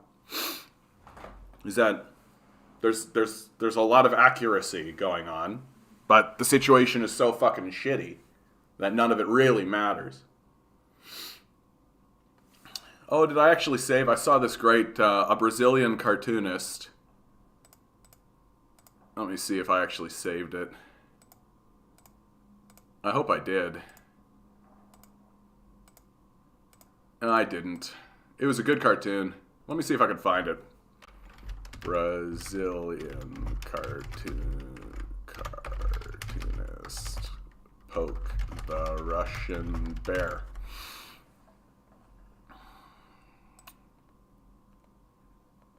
I can't find it. It was essentially just like the U.S.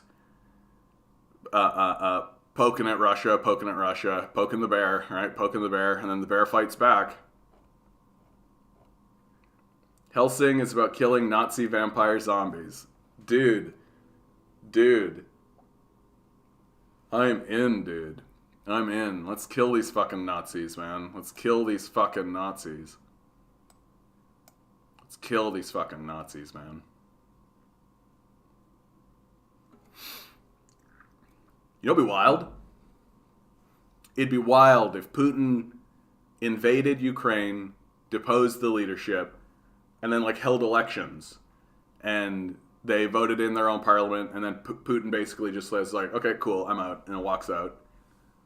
That'd be fucking crazy. No one would ever report on that, eh? No. And so this is where it becomes kind of interesting, and maybe Avenue, if you're still here, you could kind of speak to this maybe. What is there any sense or expectation of what comes next after this conflict resolves itself? Does Ukraine just become another Moscow province, another Russian state? Or does Putin try to treat Ukraine as a vassal? That's perhaps what will happen. That's actually what makes the most sense, I think. That Putin will essentially assert dominance on Ukraine as if it is a vassal state, while simultaneously likely peeling these provinces that declared independence, right? Donbass and Luhansk, right? He'll recognize those as independent and perhaps integrate them into Russia once again. And so Ukraine will become a smaller kind of vassal state. I think that's probably the most likely expectation. But is there any sense?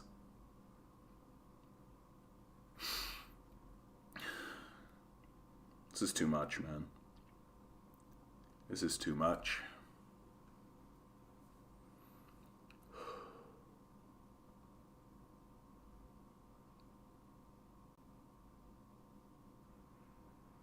I'm against Ukraine becoming a vassal state to Russian oligarchs, but it's either that or becoming a neo-Nazi vassal state to NATO. I know that's the problem, isn't it, Mocked?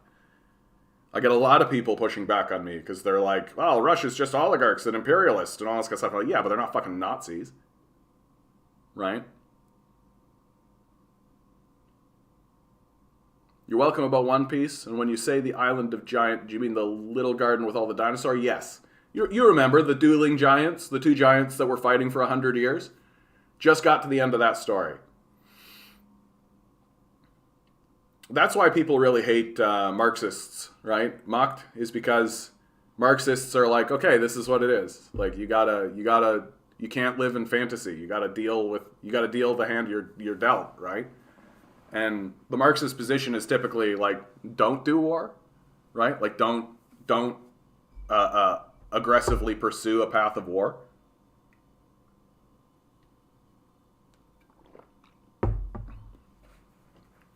Honestly, I think what happens here in the post-Ukraine is going to color my opinion of Putin probably more than anything else that he's done to date. That his decisions from here are going to be critical. And critical even from a historical perspective. Because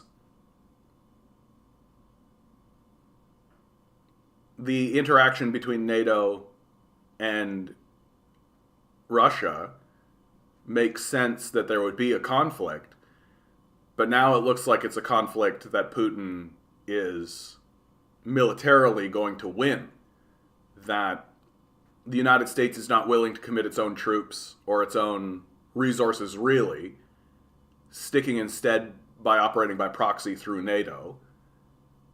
And it looks like Russia is going to come out on top militarily unless the United States decides to really escalate and really get into a direct conflict. But should that not occur, then all eyes on Putin. What's next? What is next? And I think that's going to frame a lot of opinions. While simultaneously, Avenue, if you're still here, bud, like, I understand. If I was in a bomb shelter being bombed by Russians, I don't think I would be a fan of Putin either.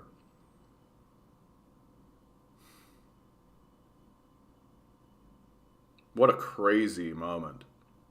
What a crazy, intense moment.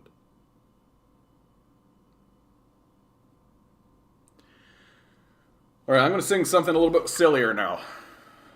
Not everything can be doom and gloom, right? From the great and powerful Britney Spears.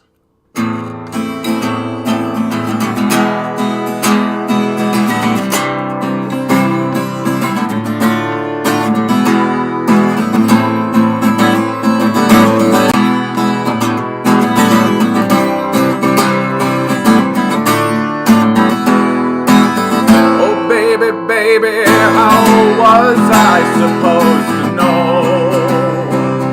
Something wasn't right here. Oh, pretty baby, I shouldn't have let you go. Now you're out of sight, and show me how you want it to be. Tell me, babe, I need to know now what we got. My loneliness is killing me. I must confess I still believe when I'm not with you I lose my mind. Give me a sign, hit me baby one more time.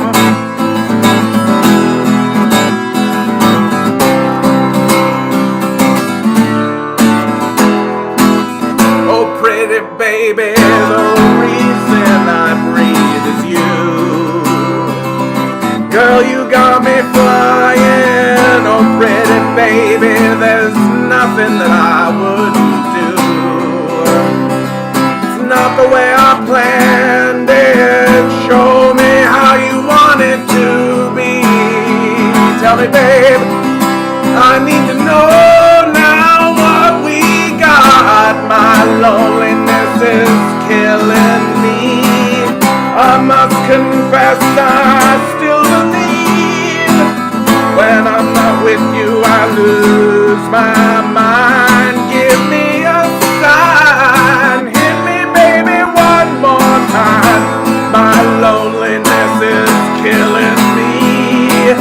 I must suggest I still believe when I'm not with you I lose my mind. Give me a sign, hit me baby, hit me baby, hit me baby, hit me baby, hit me baby one more time.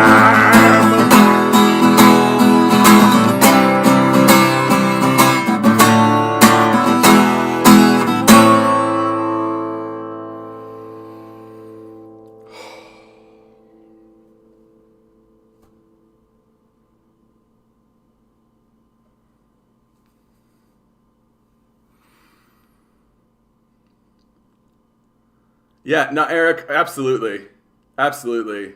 Like this giant arc, the arc with the giants, seems very like on the side, right? Like for especially from some of the stuff. Like the most important arc they've done so far is the Nami arc, right? Nami's backstory and her history, absolutely like powerful, like so powerful, like.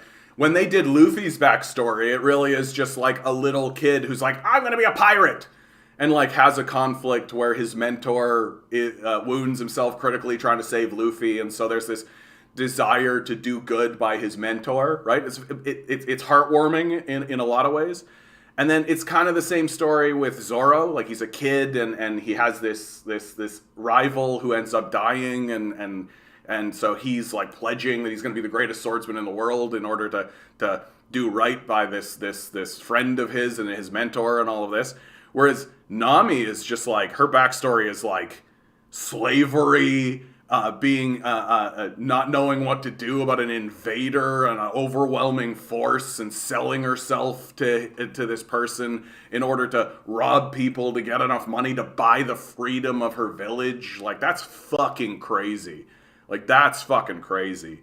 And the fact that like Luffy and them run in to Nami as she's in the midst of doing this, and that her motivations because of it actually change, that she, more than any other character, has actually experienced like true character growth.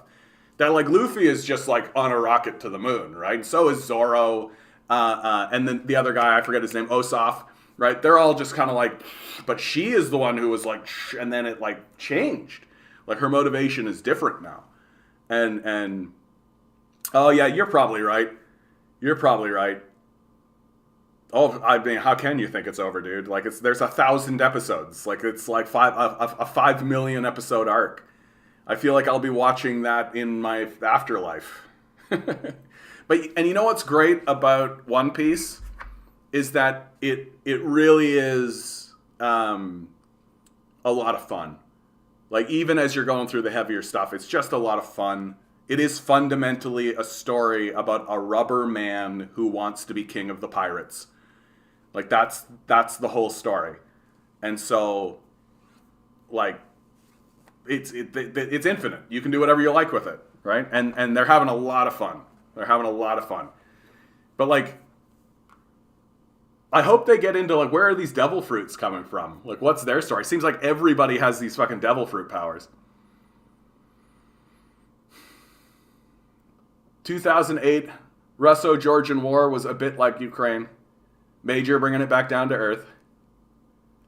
I mean, any of these regional border conflicts are going to be similar, right? Like, the similarities between what the United States is doing in Ukraine and what the United States has done throughout Latin America is very obvious. Like, it's all very present.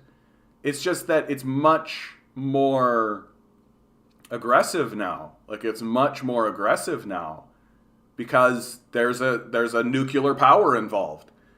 Like, when the United States was like blowing up the Middle East and blowing up Latin America and doing all that kind of stuff, nobody gave a shit. Because, like, what were these guys supposed to do? Right? Nobody in America cared. Right? They're just like, oh yeah, United States blowing it up, coup, whatever. Right? Even if they knew, they didn't give a fuck. Right? The only reason why anyone actually cares about what's happening in Ukraine, I'm sad to say, is because there's fucking nuclear bombs in play. Like, a lot of the angst and the anxiety that's coming out of the West right now is tied up in the idea that America might not be the only power that matters in the world, and also, oh, this thing can go nuclear, right? So there is, unlike the invasions of Afghanistan, Iraq, all of these sorts of things, or unlike the coups all the way through Latin America, like Chile, the Venezuelan coup, like, I don't know why I'm thinking. Like, you could literally say any fucking place in Latin America, and America has couped the government at some point. But, like, it wasn't an existential threat. And if the people of that area stood up and seized their power and like, did something, it wasn't an existential threat. If the people fought back and reclaimed their sovereignty, it wasn't an existential threat. This is an existential threat. Like, that's what makes this Ukraine moment so hyper focusable. And likely what I'll talk about tomorrow in tomorrow's video is that the reason why we're paying such attention to this and why we don't care at all really about, like, the Iraq war that's still ongoing, the Afghanistan war, the fucking Yemeni genocide, the Palestinian genocide, the wars throughout Latin America. Like, the reason why we don't care about any of that is because none of it was existential. This is. This is. Not only is it existential literally through nuclear bombardment, it's existential in terms of America's perception of itself. That America and Americans believe that they own the world. And here's a moment where the Russians are saying to America, no, you don't. Yeah, China's One Belt, One Road initiative threatens to openly challenge U.S. global dominance. And that is true, Watson, but it doesn't have the impact on the public. Like, for most people in the public, that exists in the abstract space exclusively. They don't have a real idea of what that actually means. Whereas Russia invades Ukraine.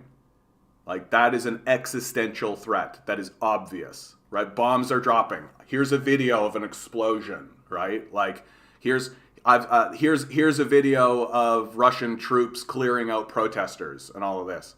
Like, very, very serious, war-based shit. And so I think that's what's getting America and Americans and North America, Westerners, in a real tizzy. Because this moment does herald a shift of power. Like, this is actually a shift of power on the world stage. And what makes it a historical moment is that it is no longer the case that the United States can say credibly that they are the only power that needs to be paid attention to on the world stage. Because, like, it's unlikely that they're going to escalate this situation because of the nuclear threat. And ultimately because they know, like, they might actually be getting what they want, right? Like, Germany is unlikely to support sanctions against Russia given its reliance on Russia. So here's the United States creating a situation in which Germany has to go along with sanctions. Germany can't say no to sanctions now, right?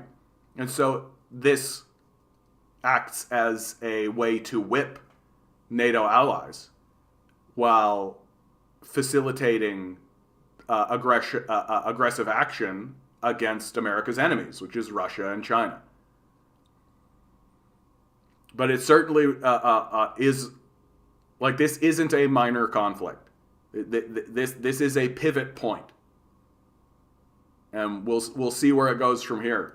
There's going to be a lot of interesting fallout from this. There's going to be a lot of interesting fallout. Like, what does Putin do? How does Putin act?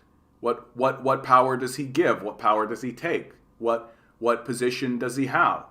What about America? What about NATO? Like, what's their response? How do they react? Is it going to be exclusively sanctions? To what degree are those sanctions going to cut?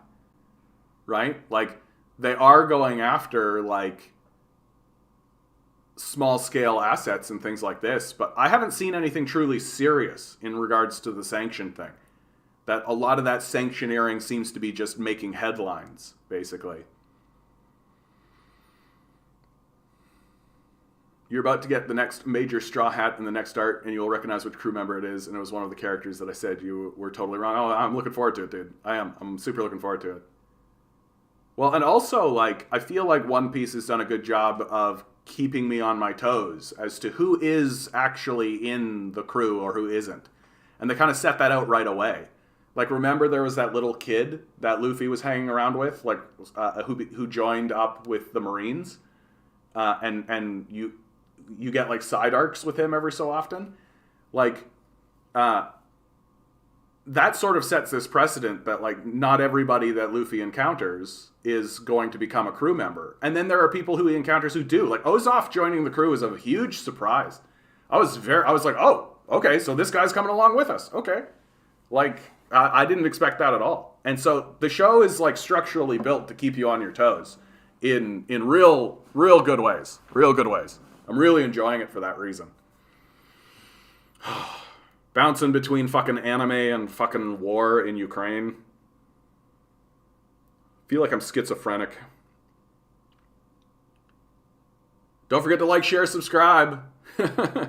Don't forget to like, share, subscribe if you've got $1 jangling around your pocket. Russell Bentley is interesting, a Texan who fought in Donetsk and lives there. Russell Bentley also a communist, too. Well, there's an interesting perspective. Schultz was basically a wild card. I can't pin down where he stands on the Ukraine issue because he opposes sanctions, but he also sends aid and allows troops to move through Bavaria. Yeah, I mean, maybe he opposes sanctions because it's going to directly affect him, right? Like, he could be just an opportunist, right? If U.S. gets its way, Putin might get disappeared. That would be impressive. I'd be mainly impressed, I gotta tell you. Like, if the United States was able to disappear Putin, my main comment on that would be impressive. Very impressive. Like, wow, you got fucking Putin. Holy shit. Like, if the CIA managed to disappear or assassinate Vladimir Putin, it would be their greatest achievement. No doubt. Like, what comes close? Like, what would you say would be like a CIA op or a military op that is of that scale?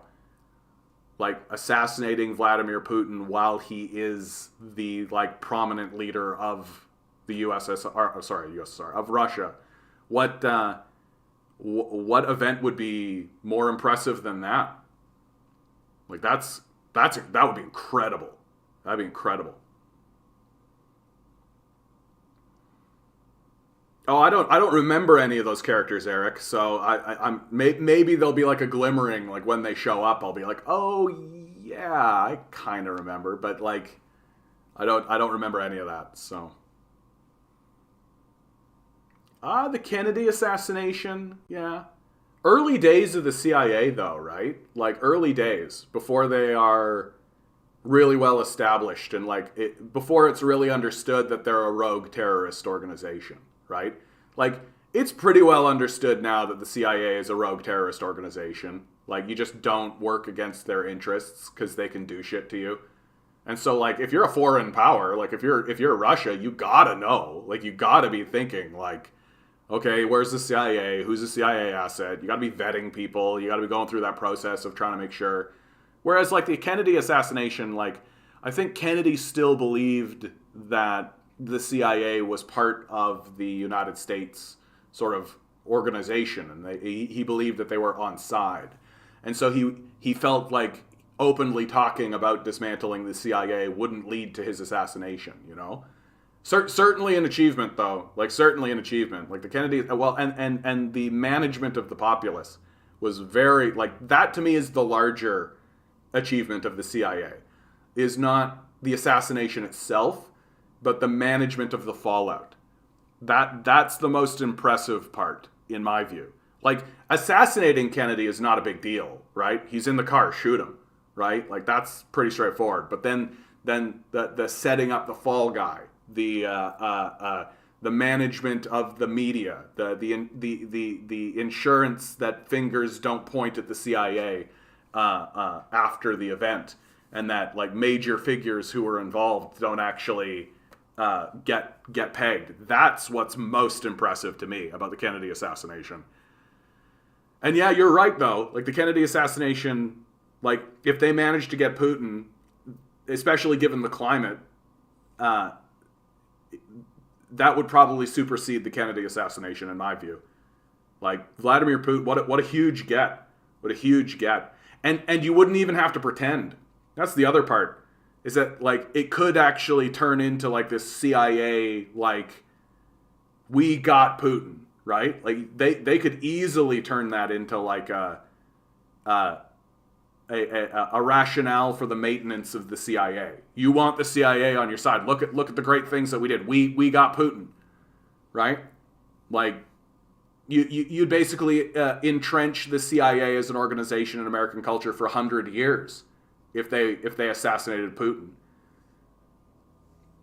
Either that or the COINTELPRO stuff. I don't know enough about the COINTELPRO stuff. I know more about the Kennedy assassination. You definitely know more about this than I do, bud.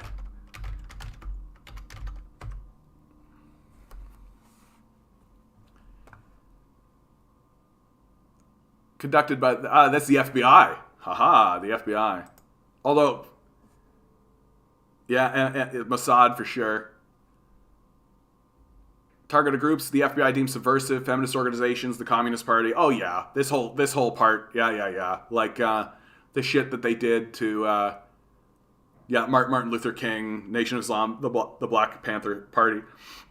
Again, the assassination of Martin Luther King. The impressive part about it is not the assassination; it's the fallout. Right? It's the fallout. Was George Bush Sr. the head of the CIA at the time of the Kennedy assassination? I thought that he came... When was George Bush Sr. the head of the CIA? Good to see you, by the way, Pissed Off Bud. I hope you're doing good. In office, 76. Yeah, I think that... Yeah, that's after the Kennedy assassination. Yeah, Kennedy assassination happens in the 60s, right? Gotta get my timeline right. When was Kennedy shot? Yeah, 63. I actually thought it was later than that. I thought it was 69. Shows what I know. Shows what I know, right? But like the the CIA's like they're like it's their management. It's their post-assassination management that's the most impressive part. And the society has only gotten modestly skeptical of world events to begin to even allow, like for decades and decades, people who would say like the CIA was involved were considered kooks and lunatics, right?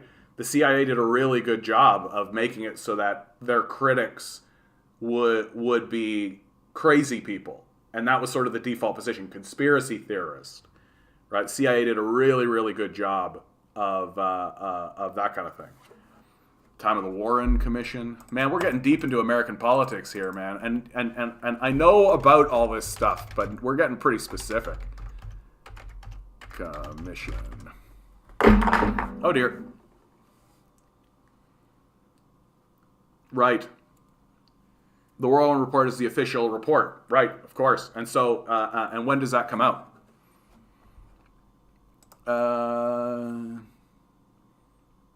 When does it come out, though? Come on, damn it. Established by 63, disbanded by 64. Oh, yeah, so it happens, like, right away. Yeah. Like, and it's Lyndon B. Johnson, looks like. Yeah. Executive order, investigate the assassination, where they come out with the fucking, like, magic bullet theory. Oliver Stone did a pretty good job of being like, this story sounds like bullshit. Yeah, somehow they made it sound like you were a conspiracy theorist when you doubted the WMD lies, when it really was just projection. And the weapons of mass destruction lie was a bridge too far. That's when they lost control of it, right? That's when the public was just like, no, that's bullshit. Like, no one believes that shit, right? Oh, Abby Martin's interview. Thank you for reminding me of that. I had that queued up, actually. Abby Martin... Oliver Stone. Yes, I had that queued up to watch, and I didn't. I'm definitely going to do that, though. If you want a really good interview with Oliver Stone, the Chapo Trap House boys. If you don't know about Chapo Trap House, you definitely should. They're actual leftists who are actually trying to move the meter, right? They're not outright doing the protest route that I say is required. But they definitely platform protesters. They definitely platform people who are actually trying to move that bar. And they also go on tour, gather force in that way, and then also actually get involved in the political system in significant ways. They haven't got where I am yet, which is we've got to protest. Like, we've got to protest. They're not there yet, but boy, howdy, are they right on that side. They're right on that side. So the Chapo Trap House boys. They have a really great interview with Oliver Stone that I really suggest. And I'm looking forward to this. I had this queued up the other day, and I completely forgot about it. And so this is what I'm going to be paying attention to after I do my work tonight. Got to read a couple of chapters. Dude, yesterday, I'm reading this highly technical document, like literally phrases like The ESG in the 10th quintile has a rate of 2.5% over 5 in the ESG barometer section. Like, I read 2.5 hours of that last night. Ugh. But that was the bulk of it. Today is going to be kind of getting into the end and getting into the less technical stuff, I think. So I'm looking forward to it. Probably going to finish that project tomorrow. So I'm looking forward to finishing that project, because the next project I have on the table is literally a story about an autistic boy who gets superpowers. Huh? How's that? His name is Gene, and he has his genes altered. Huh? Looking forward to it, man. Looking forward to it. That one's actually going to be a lot of fun, I think. And the 5 assassinations in the U.S. in the 60s, you got Kennedy's, King's, X, Hampton, all have the same theme. They were a threat to the system by using United Front tactics. Exactly.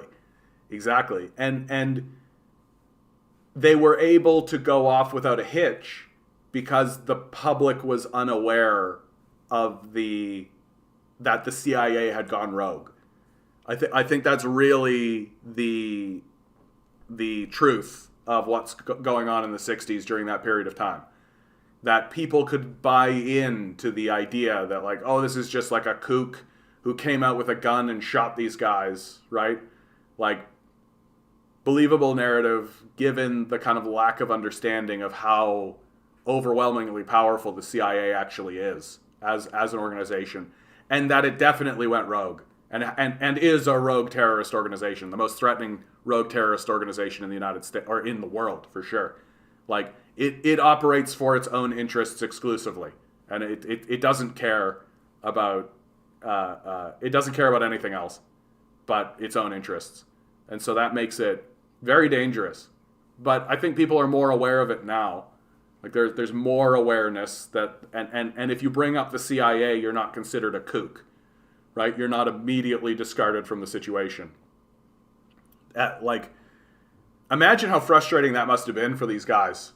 Especially like the Vietnam War, right? Like, a lot of these Vietnam guys were the ones that are like called the kooky nuts, right? They're the ones that get really slandered. And the media presents them as if they're just, the CIA, man, you won't even believe it, dude, bro. Like, real just, like, burnouts, right? Losers. Like, there's no presentation of, like, actual whistleblowers or serious shit going on at all. And in the post 9/11 world, that has broken down a lot. Like, the WMD lie did a lot, in my view, to really break apart. Like, you start talking about the CIA and what they're up to, and I think people are more willing to be like, yeah, the CIA is obviously involved in this kind of stuff. And also there is, like, an understanding, even in the CIA, that they have to, like, they can't just be quiet. And so they'll put forward their own propaganda, where you have, like, there's a CIA agent, and he's an action, but they're presented as like glorious heroes working for the benefit of America and all that kind of stuff. And as we've moved away from that, we can kind of see more and more that, like, that looks like propaganda, right? Like, you can't watch Top Gun. Like, that's they did a sequel to Top Gun, and it fucking totally flopped because everybody knows what it is. Right? Like, when Top Gun came out, everyone was like, yeah, jet fighters, America, action movie, yeah. And it was like, it came out surrounded by other action movies, right? Movies like Predator, movies like RoboCop, right? Like Jean-Claude Van Damme, Arnold Schwarzenegger, Sylvester Stallone. This is like the glory era of, like, the action movie. And so it made sense that there would be this movie come out about, like, jet fighters and, like, hyper masculinity and, like, all this kind of stuff, even though there's, like, tons of homoeroticism in Top Gun. And it worked at that moment because nobody understood that this is obviously this is Air Force propaganda for sure.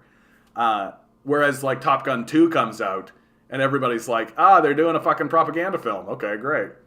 And like, who gives a shit? Like we saw Top Gun. We don't need a second Top Gun. Like who gives a fuck about that at all? Oh yeah, hence the woke CIA recruitment commercial last year. Yeah, dude. Yeah, dude. And the thing that's annoying about that recruitment commercial is that it works. Like, for sure. That there are 100% people who saw that and were just like, oh, maybe I could get involved with the CIA. Right? Like, I believe very strongly that there are extremely cynical actors who join the CIA fully aware of what it is. Fully aware of what it is. And are just like, yeah, let me in. Let's go. Let's go, dude. Like, I would love to be part of this organization that overthrows governments and assassinates people. Let's go. Like, I'm here for it. You know? The Central Intelligence Agency. Really gives you a sense into where America's intelligence actually is.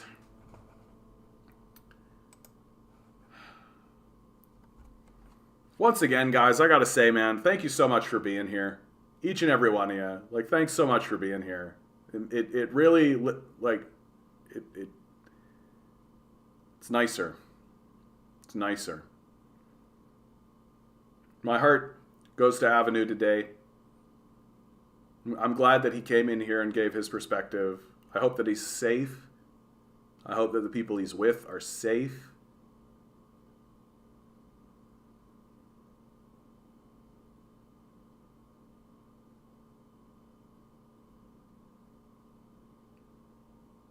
Hi, Lonnie.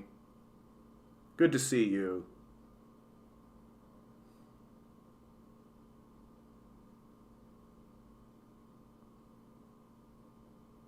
This capitalist power structure, man, it's gotta go. Like, this has gotta go. This is just so fucking dumb.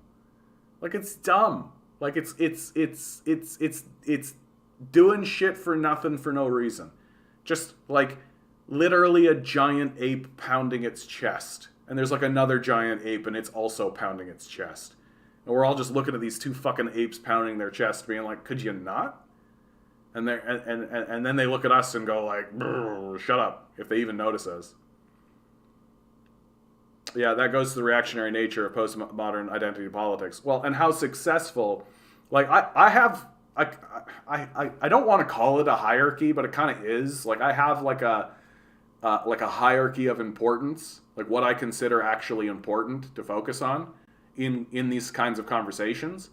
And it is humanity, class, political affiliation, politics, and then identity, right? But organizations like the CIA and our media have done really well to make us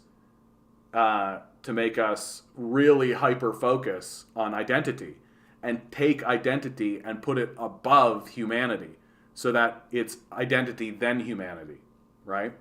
And the organization of it is identity, humanity, politics, then class. Class is the last thing that we focus on. And actually in our society, I should be clear, it is actually identity, then politics, then humanity, then class. And it's a big reason, in my view, why we've lost the thread as a people.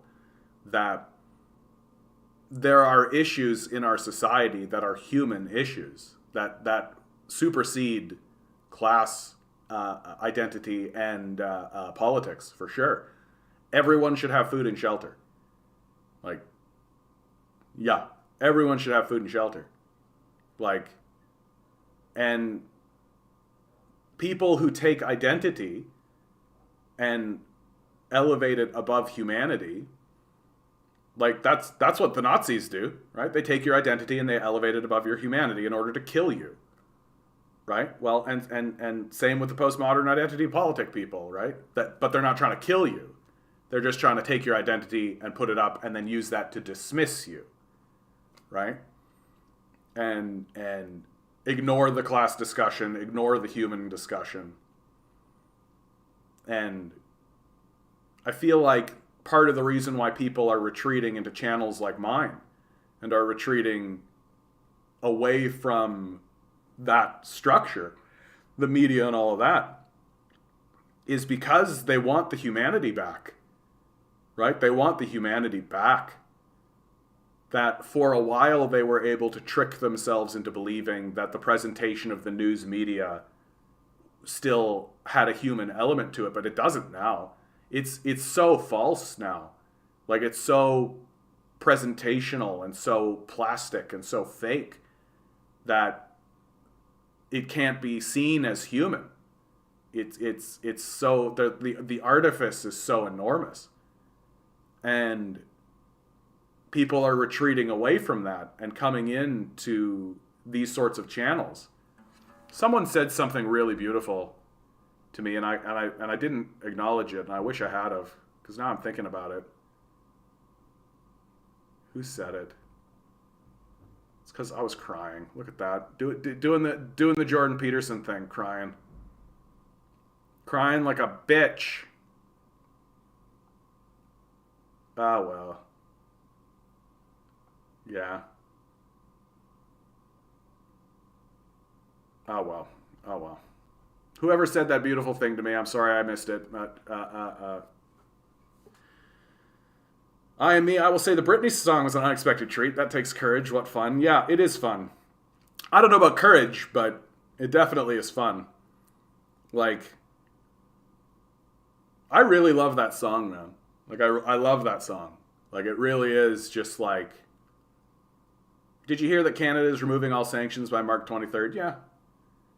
Like, to me, that's an inevitability, right? Like, so I'm not really waving a flag about it. My concern is what happens after they try to force everybody back to work and it fails.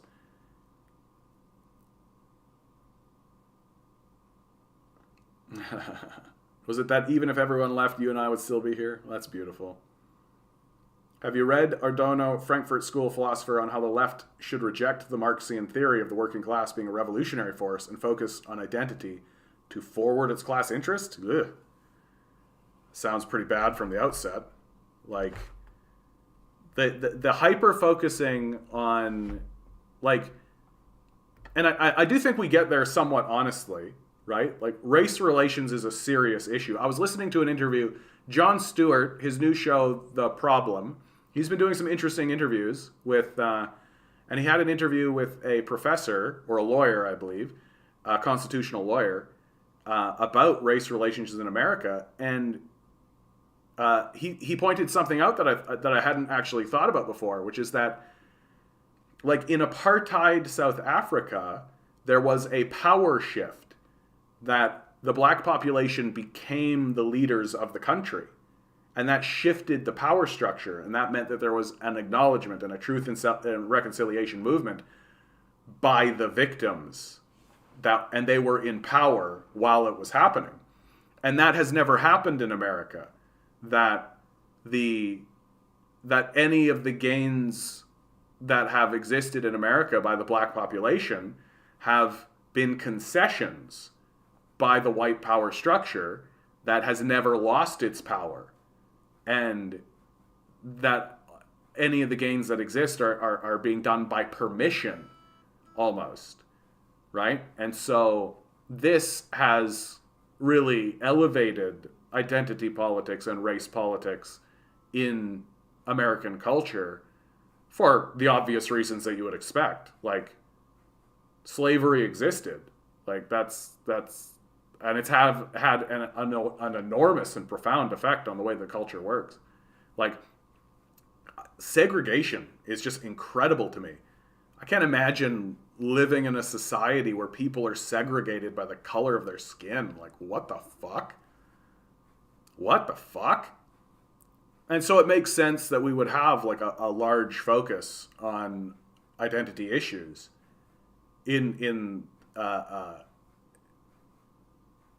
but to me, I think the important thing for Marxists to do is to acknowledge that history, acknowledge its reality, move forward with those people within our class, and to not allow identity to override our group class interests. Yeah, the Frankfurt School is an excellent example of the bourgeois academics, yeah. Theodore Adorno, Marcus Ernest Bloch, some of the Frankfurt School winners of the new left. Yeah, right?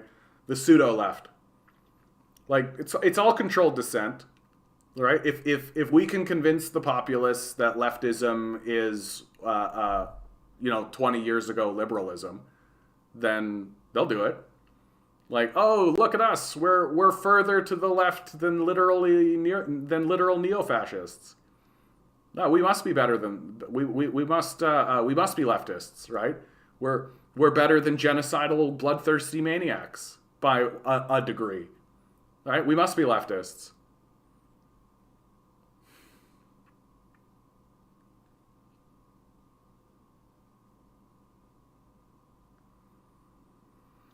What a world we live in, man. What a world we live in. Wouldn't it be nice if we were all just chill? Like, just like being a bunch of fucking monkeys in a field, looking at the sun, checking out the clouds. Our largest concern being like our inevitable death. Right? That would be nice. Wish we could all just pass a blunt around. No kidding, eh? Like, no fucking kidding. Like, the world needs to get high and get laid. Like, our society needs to get laid, dude. Like, we're so fucking pent up. It's just like it's like we have an incel culture. Like, we're just like a big fucking incel that's just so like pent up and it's gonna blow up. And like nobody wants to fuck us because we're so fucking despicable and disgusting. Just like, but we need to get laid like so bad as a culture, like as a people. We just need to fucking like, boo. Those philosophers were demoralized Stalinists. Marcuse and O'Donnell were lectured by Nazi Martin Heidegger and backed the Moscow trials. Oh yeah. Demoralized Stalinists. Yeah, they didn't manage to build an institution to survive Stalin himself. And near as I can tell, Stalin only suggested such a thing in passing. That, like, there was not really a concerted effort to actually do anything about it. We'll see if the Chinese are more successful.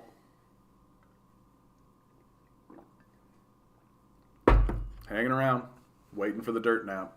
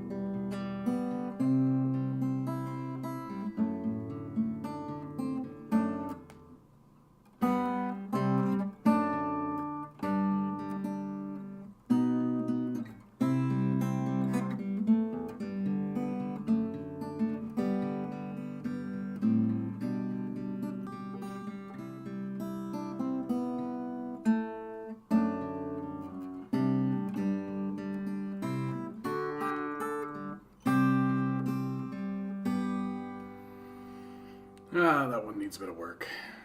The real question, will China survive once Mother Nature loses her patience? The West certainly will not, as we saw with the pandemic. I mean, China is going to experience enormous dislocation problems, but they seem aware of it, right? Like, a lot of the land that exists in China is low-lying land.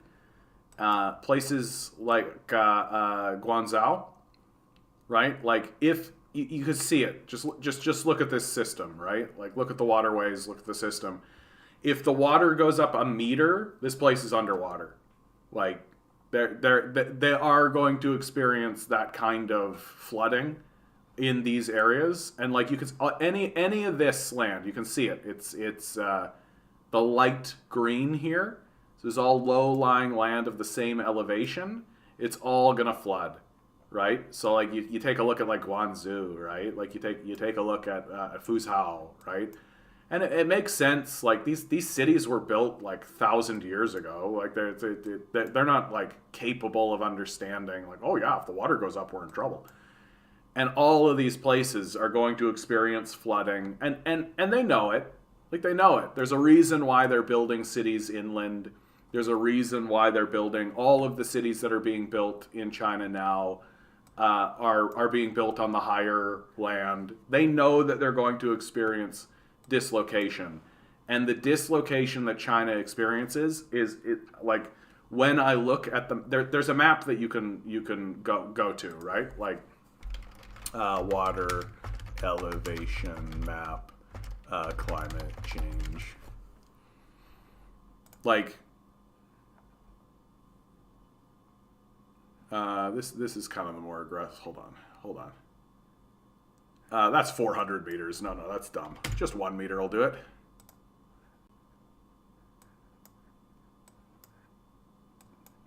Like, you see it, eh? Like that's Guangzhou, right? Like that's major flooding with 1 meter. With 1 meter. Is that the official reason for those cities, or your educated guess? It is true. I've never seen a document. Like I've never seen something that is like, aha, here's the document. But I just can't think of another reason why they would do this. Why they would be operating that way. Like you could take a look. Like here, like major flooding, and it's going to happen in it's going to happen in all of their cities. Like any of their coastal cities are going to experience flooding, even at a meter. Right? Guangzhou is probably the most significant. Right? But like you start getting into like 3, like a 3 meter rise, right? Like China's facing something very serious. Like this is very, very serious. You can see, right? Like enormous kind of consequences for everything in this region, right? And I mean, America's not too much different. Like this is Louisiana, right? New Orleans, right? So there are definitely.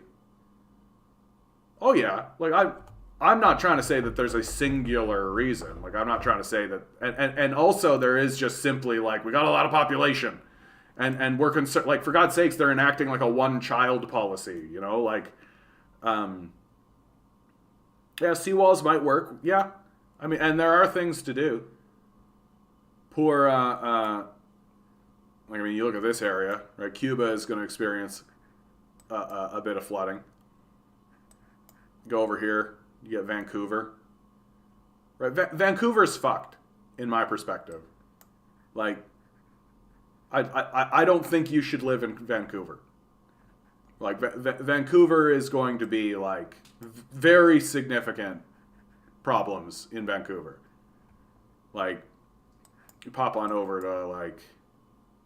Fortunately, places like this island system actually is fairly high in terms of its elevation, so it's not going to experience as bad. I used to think that Prince Edward Island was really going to eat it, but it's actually quite high in terms of its elevation. And so, like, this is well known. Like, this is well understood. I just went through PEI, yeah.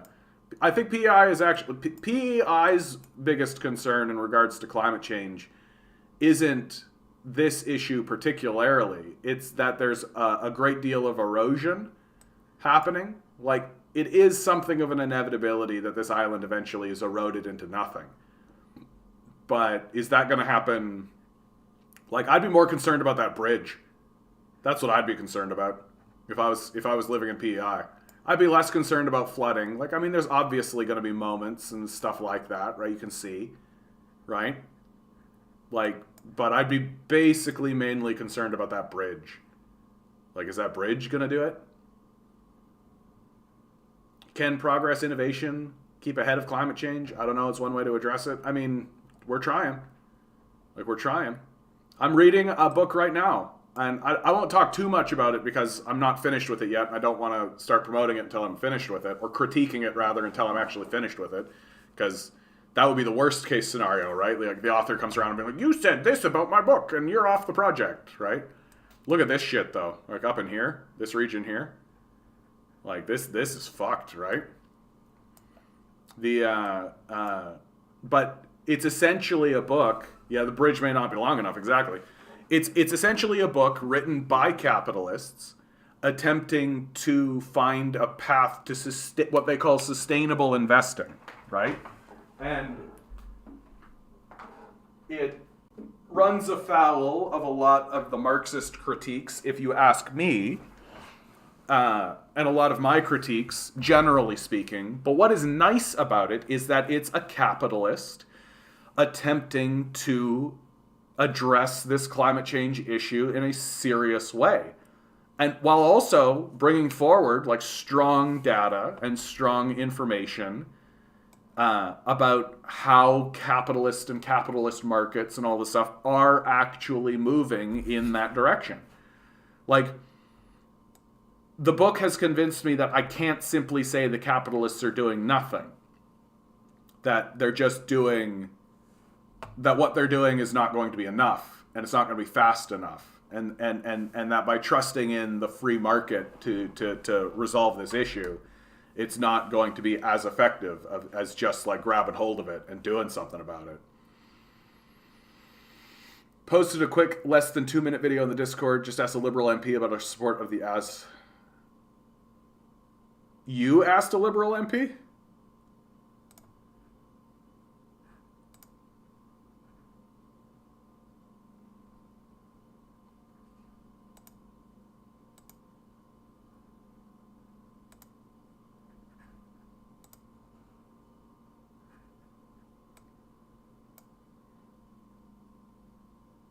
Oh, all right.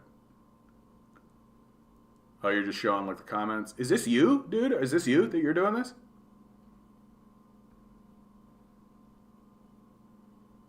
Is this the video? I don't really know what I'm looking at, bud. I'm gonna let it ride. Deaf noodles.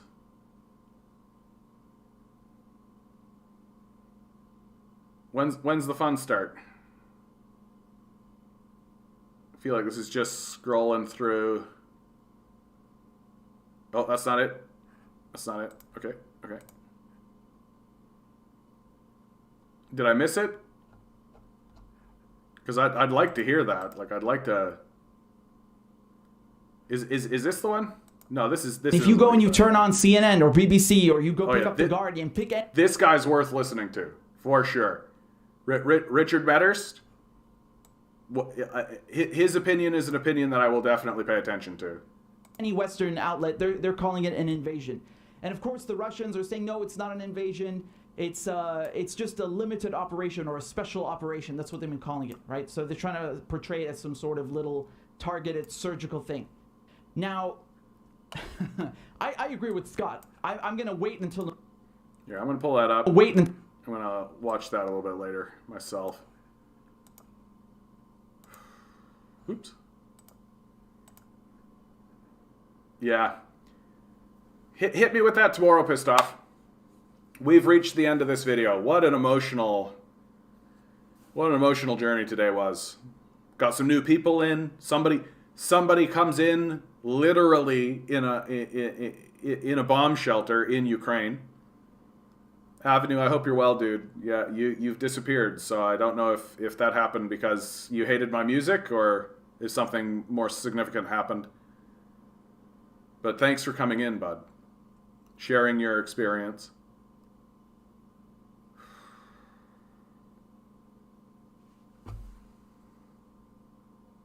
Oh. What? This video?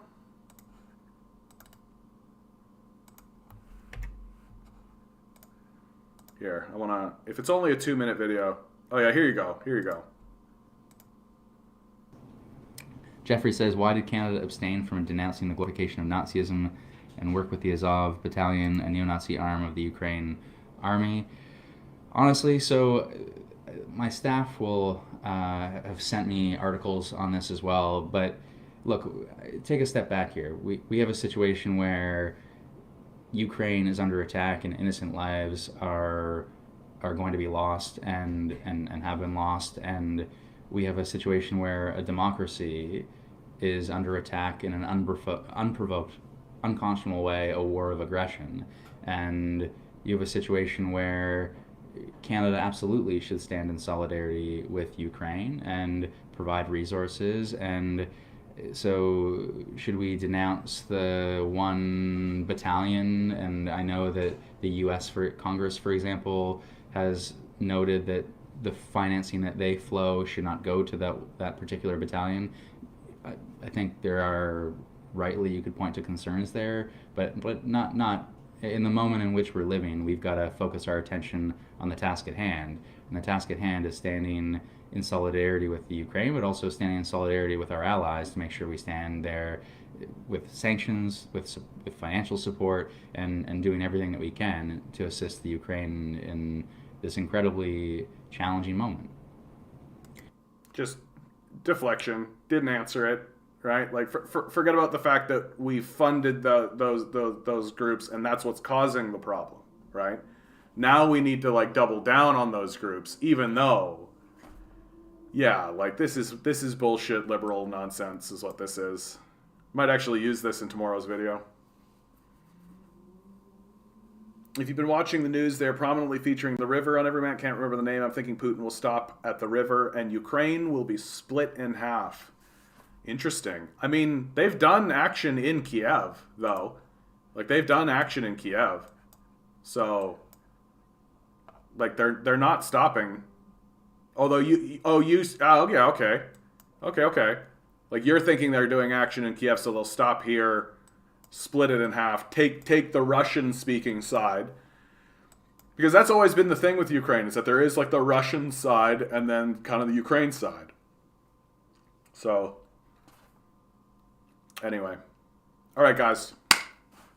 This is the end of this video, man. Thanks for sharing that, Pissed Off. I appreciate that, bud. Emotion. Emotional damage. Ugh.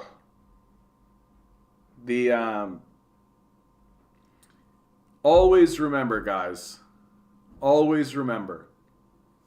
You are a quantum being walking around in quantum energy. These billionaires are spending hundreds of billions of dollars to ensure that you don't realize it. So you'll just stay the good little commodity and sell yourself to them. Revolt. Rebel. Repent. Good luck. We're going to need it.